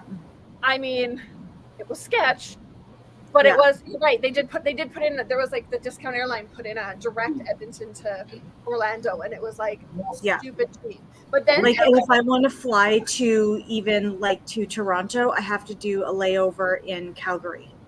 Yeah. And change planes. Like for Capitan, I have to do a layover in Calgary. Yeah, like if they don't even have a direct like almost cheaper just to drive. Damn. Yeah, it's stupid. In Canada is expensive. Yeah, we have like 4 or 5 years to figure it out anyway. Yeah. This isn't something Like- I can do anytime soon. Even when I was doing the business and I was selling the prayer beads, it was cheaper for me to ship stuff to the States than it was for me to ship stuff domestically using Canada Post. I used Canada Post, would send a little packet of prayer beads to like California, like $10. Send the same thing in Canada, automatically minimum $15, usually closer to 20. It was stupid. Absolutely stupid. Welcome to life in Canada. We have free healthcare, but everything else is expensive. Ridiculously. Gas, groceries, yeah, and travel's always been ridiculously expensive. Yeah. I went to Quebec like in the early 2000s and got a steal of a deal on a ticket for $850. Yeah. In my own freaking country, yeah. But I can fly to like Las Vegas for $200. Yeah. We might all be getting together in Las Vegas. Holy shit. Yeah, right? Maybe. That one would probably be the easiest one for me to do. We could see RuPaul's Drag Race live, the show. Oh my That would god, be pretty cool. That'd be pretty awesome. that would be kind of cool. My friend and I have talked about going to Vegas. So if I were to go, I could probably convince her to drive me there just because she wants to road trip that way anyways. That'd be kind of cool. I'd road trip to Vegas, but She also wants to go to New Mexico really bad, so we would be going through that area. She's Nice. very obsessed with just the desert land with just nothing but that in the sky. She's always really wanted Tell you to. what, if the economy was normal enough for us to be able to afford it, a road trip across the U.S. and Canada would be fucking awesome. That would be pretty cool. Afford it now. all right, guys, I'm gonna get going. We got stuff we're gonna do still. Sounds I'm good. enjoying my little long weekend vacation. Hell yeah, that's awesome. Nice. Yeah. So Yeah. September 7th was our meetup date, right? Yeah, September 7th. Okay. First Saturday in September there. Yeah. I've been enjoying this campaign with y'all. You guys have done things that I did not expect. Taya's trying to marry everybody in the game. It's been That's crazy. my favorite part. I personally love it. Well, she's like a 4 times over queen. Yeah, who says you need to be a bard? Oh, this ought to be funny. Okay, guys, have a good rest of your August. Yep, you too. Bye, y'all. Bye. Bye.